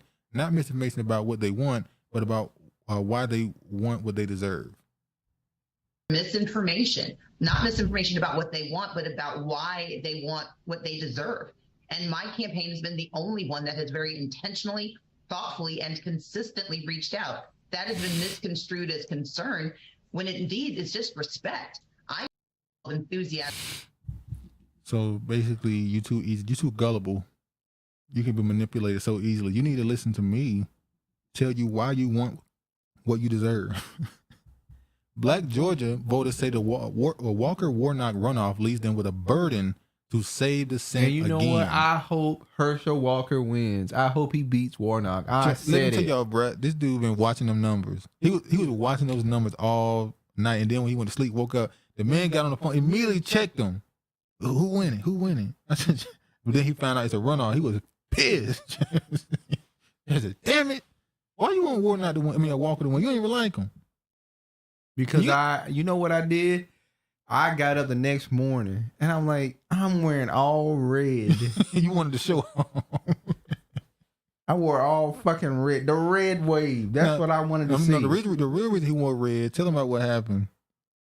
What? When you wore blue. Man, fuck that nigga. Chapper got on the bus. He said he got on the bus and he heard a black dude behind him whisper, nigga always wearing blue. This Negro been watching me, I guess, when I get on the bus to see my attire. The man said you always wearing blue. And I was walking by him and I heard the Negro say, nigga, stay wearing blue. It took everything in me to say. That's why you wore red right there. It took everything in me to say, Negro, you don't tell me what the fuck to wear. Do you want to buy my shit? Why the fuck you watching what I'm wearing every day? Exactly. Loki said, what is the misinformation? Exactly. Keisha losing weight and looking good. She about to be some running mate. Yeah, hey, that's a black man. And he about to vote for her. I think I might be right. I called it 3 years ago. I said that Keisha Lance Bottoms will either run for president or vice president. I said that. Now she kind of went around a little bit. I thought I might have been wrong, but you're right. She had to take some steps down to be able to get back up. She went to MSNBC. Then she left that, went back to the White House, and I think she's prepared to run for office. That's the only reason why they care about what she thinks. Abrams didn't campaign to black men. Kemp did, so her loss. We didn't need Grant. We didn't need Grimace as a governor. Damn right. And you remember that we put it was a video we showed about her giving out Halloween candy? Yeah. And it was a fat white woman in the back standing behind her? Yeah. I think that's her boo. Oh yeah, that white. I don't know if she was white or Arabic. She looked Arabic or Mexican. White, Arab, whatever. Hey, you gotta get them people what they are. So this is disappointing because one candidate is a qualified senator, the other is Herschel Walker, said Aaron Jones, 47, auto body repair supervisor in Atlanta. So they saying now we gotta be the ones who gonna be blamed if Warnock lose. Of course you are. Who cares? Now look at this, Mr. Westmore. Shantae. A rising star for the Democrats. Westmore is now the first black governor. He's the first governor of Maryland. The Democrats' victory has made him the first black governor in Maryland and only the third black governor to be elected in American history after Virginia's Doug Wilder and Massachusetts' Deval Patrick. You know what? We already see the game book. We already see the setup. We know what's going on. We know what's coming for Mr. Westmore. He might run with Lance Bottoms. He in president. Well, she vice gonna president. cause her to lose. He gonna cause her to lose? I ain't voting for his. I already see the energy, the spirit on him. He said, "My name is Westmore, the son of an immigrant, a combat veteran, a proud graduate of junior college, and I'm fighting for a Maryland where we leave no one behind." I can't help but look at these elections and look at the other ones. Like Bryant said, he said they cheat like a motherfucker in Arizona. The chick is winning didn't even campaign or debate.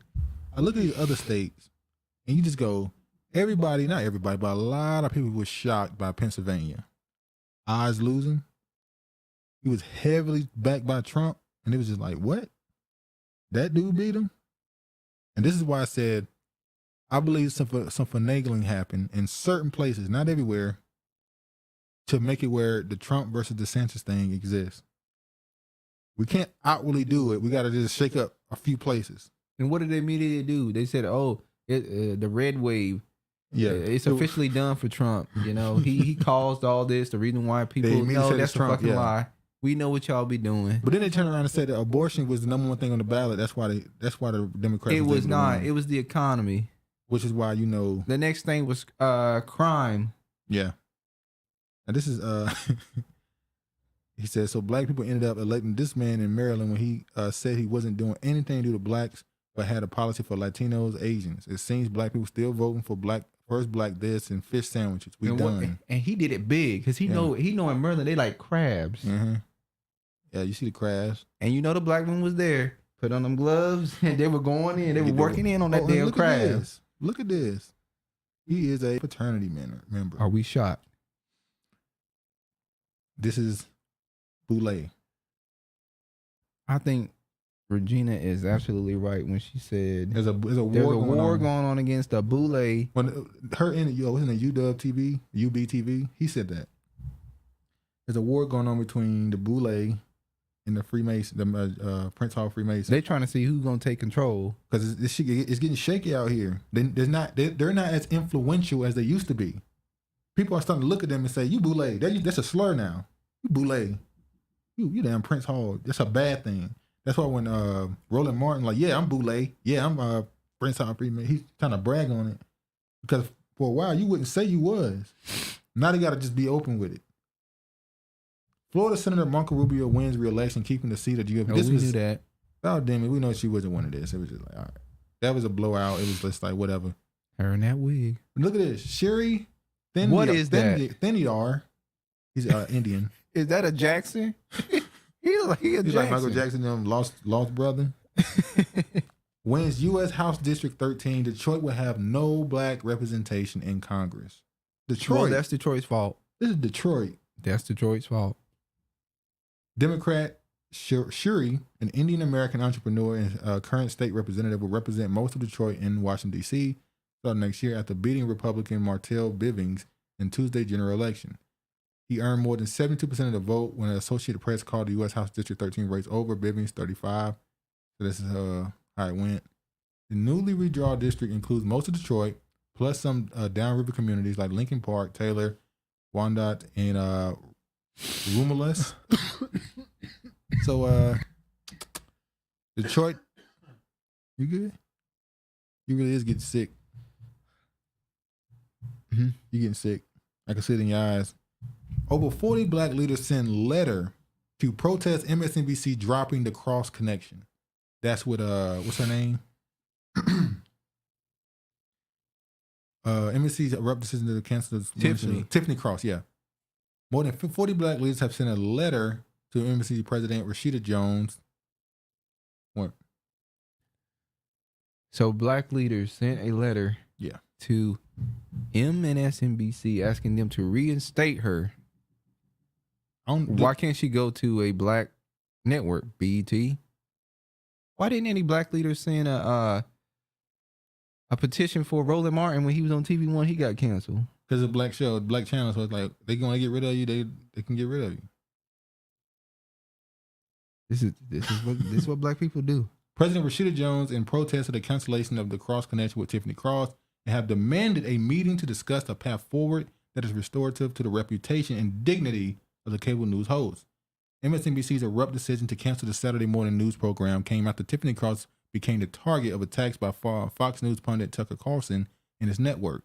The letter's authors included leaders of civil rights groups and nonprofit organizations, include Melanie L. Campbell, President and CEO of the National Coalition of Black Civic Participation, Derek Johnson, Alice McGill Johnson, Alice McGill Johnson, President of Planned Parenthood, and Rashad Robinson. Oh, they wanted her on there to keep promoting abortion. President of Color of Change. It also signed by sports journalist Jamel Hill, political commentator Angela Rye, and journalist Roland Martin. There she go. So Roland Martin signed it. So why do they want her back on the network? They said more work is needed to be done. They wrote they were very deeply disappointed that the network abruptly canceled Cross Show days before the midterm elections, especially as many Republicans gear up to reject the results if they lose. Given the undeniable rise of fascism and persistent threats to democracy we face in the current moment, NBC should be an unrelenting force for truth and a safe harbor for voices like Miss Cross, as well as those whom she shared her broad and popular platform, the authors wrote. Was it true? This is what they worried about. Why not go to the griot? Oh, the griot saying firing Tiffany Cross shows the MSNBC thinks about its black viewers' opinion. What do they think about their black viewers? Why did MSNBC replace the host of one of its most successful shows? Here's one not so great replacement theory. Respect is an oxymoron. It's a noun and a verb for those who give. I'm not going to read that. Wow. We wouldn't know. Megyn Kelly said, literally no one will miss But hell, nobody missed your ass Nobody, either. None of the Fox people miss your ass either. They dumped your ass, and now you. And you the stereotype of that network. Blind white woman. And they said, fuck her. Elon Musk confirms people paid up to $15,000 for Twitter verification. Going forward, Mr. Musk plans to make the Twitter verification badge available to everybody for a monthly subscription fee of $8. Let me tell you something. I went on there the other day. No, thank you. Yesterday, everybody verified now. Everybody got a check. So it don't make it special no more. It don't make it special. Everybody got a damn check now. I said, y'all really paid that $8. Damn. But the fact that people were willing to pay $15,000 shows you how much power. It led a lot of people to just believe what you said if you had that check mark. Oh, they're blue check. They know what they talking about. They know what they talking about. No, Believe they'll them. bullshit a lot. They'll bullshit a lot. Shout out Corey Oakland. Oh Lord. And by the way, he shut down his the Twitter building in somewhere in Asia. I forgot the country. Was it Cambodia or somewhere in Asia? He also shut the one down in Ghana. You see here, Scoop, CNN has obtained a termination notice sent to staff at Twitter's only office in Africa. It was sent to the personal emails, but didn't mention any of them by name. That means it wasn't personal. That means it was a mass scene. He just made a firing letter and just sent it to everybody. He ain't made nothing personal. Unlike in the U.S., it doesn't offer next steps for severance. Ain't we done showed this before? No. This literally just happened. Oh, okay. I could have sworn we shown this before. No. The company is reorganizing its operation as a result of the need to reduce costs. It is with regret that we are willing to inform you that your employment is terminated as a result of this exercise. The email told Twitter Africa staff and then silenced. Well, if they planning on dividing up the country, dividing up the up world, countries, and why would Facebook need to be in China? Africa gonna have to line themselves up with somebody else, which they already lining themselves up with China. Exactly. So America, like, all right, if you go in China, then we getting out. Our social media don't need to be in your country. Remember when they tried to change? Was it Nigeria or Ghana? When the Twitter CEO Jack Dorsey came out and said the president of Ghana, I think it was Zimbabwe, Zambia, one of those places. The president banned Twitter during the election because he said it was putting out false information. And then the CEO, Jack Dorsey at the time, came out against the president of the country and said, we're going to get it back on to make sure you have a fair information put out, truthful information put out in a fair election. It's like, how you going to tell somebody what you going to do in their country? And what did the Zimbabwe? I don't think they do it around no more. I can't remember. I think they do gone. I'm just saying. Shit crazy. But yeah, Biden, $1 billion to the Taliban control Afghanistan unaccounted for. Republicans say this will be the top issue following the midterm elections. Now with that red wave gone, the U.S. government gave $1.1 billion in U.S. taxes to Taliban-controlled Afghanistan and humanitarian aid since the U.S. withdrawal in August 2021. And the top federal watchdog says several U.S. agencies are refusing to explain how the money was spent. So they're giving billions to Ukraine. They're giving billions to Israel. They're giving billions to Afghanistan. But your gas is going up. Your food prices is going up. They got all these billions. They ain't got no billions for you. This winter, your gas, your water filthy. It's just diseases going all over the damn place. I haven't heard much about that polio in New York in a while. Oh, don't worry. It'll pop up when they need it. It'll pop up when they need it. That's what they do. They got it in their back pocket right now. He said those stats were. I have an inside source that states that. Hey, if it was, man. They said the woman got 84%. Keisha losing weight, looking good. She about to someone's running mate. I said that 3 years ago.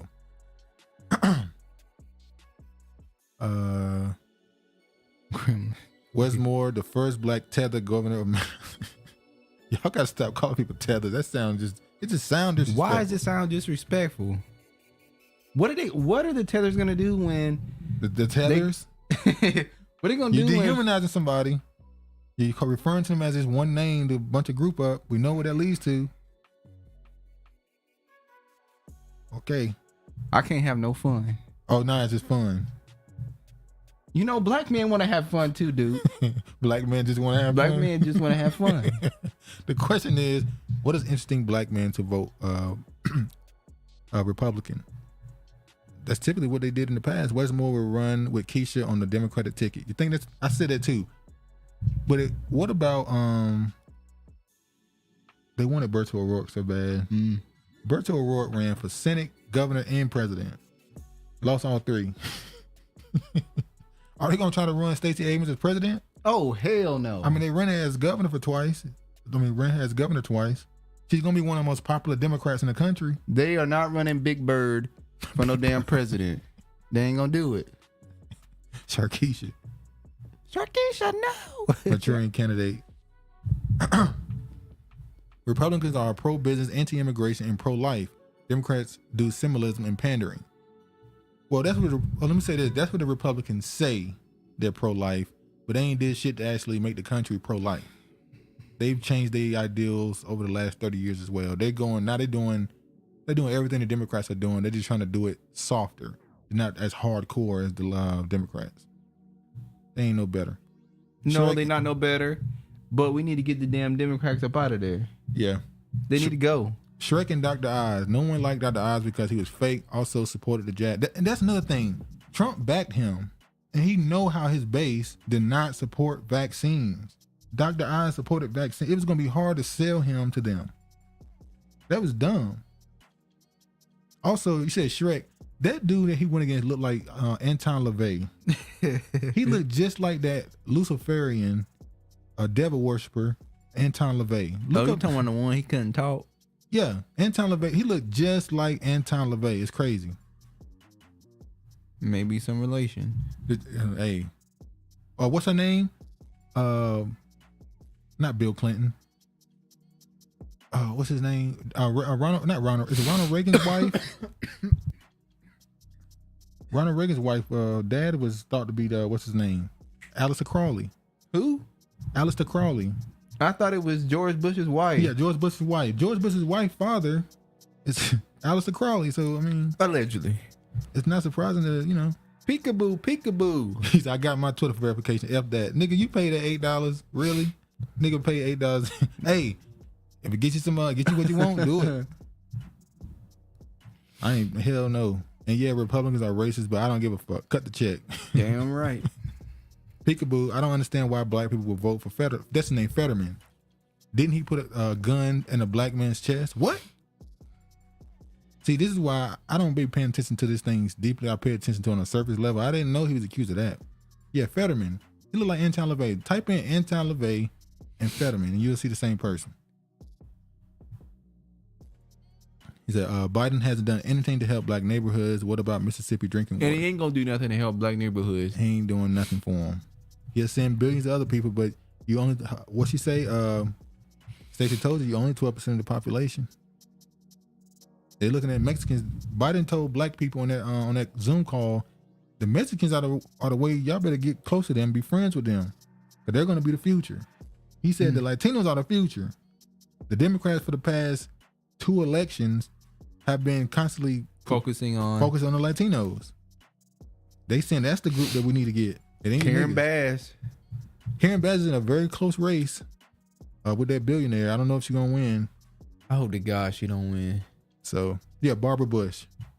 Yeah, Travis right. Bush's wife, Barbara Bush. That's her father is Aleister Crowley. Then called himself the Beast. But anyway, man, I think we kept y'all long enough. Really appreciate y'all staying this long. Where is George? Man, leave George alone. Now, I guess he didn't get George didn't get another notification. George said his name 3 times. He show up like Candyman. I'm scared. I don't want to say his name again. Anyway, man, you got anything else? Last thing you want to say before we get up out of here? Let these people go, man. Make sure y'all like it on the way out, by the way. Thanks for viewing the video. We appreciate the support. And I'm sick as hell. Yeah, he there. And I'm sitting next to this Negro. But my immune system, be scrapping. Strong, But anyway, man, glad y'all stayed this long. Hopefully you enjoyed the show. Well, please like, comment, subscribe if you're new. Please share it if you can. And y'all be safe, man. All praise to the Most High. And peace, man.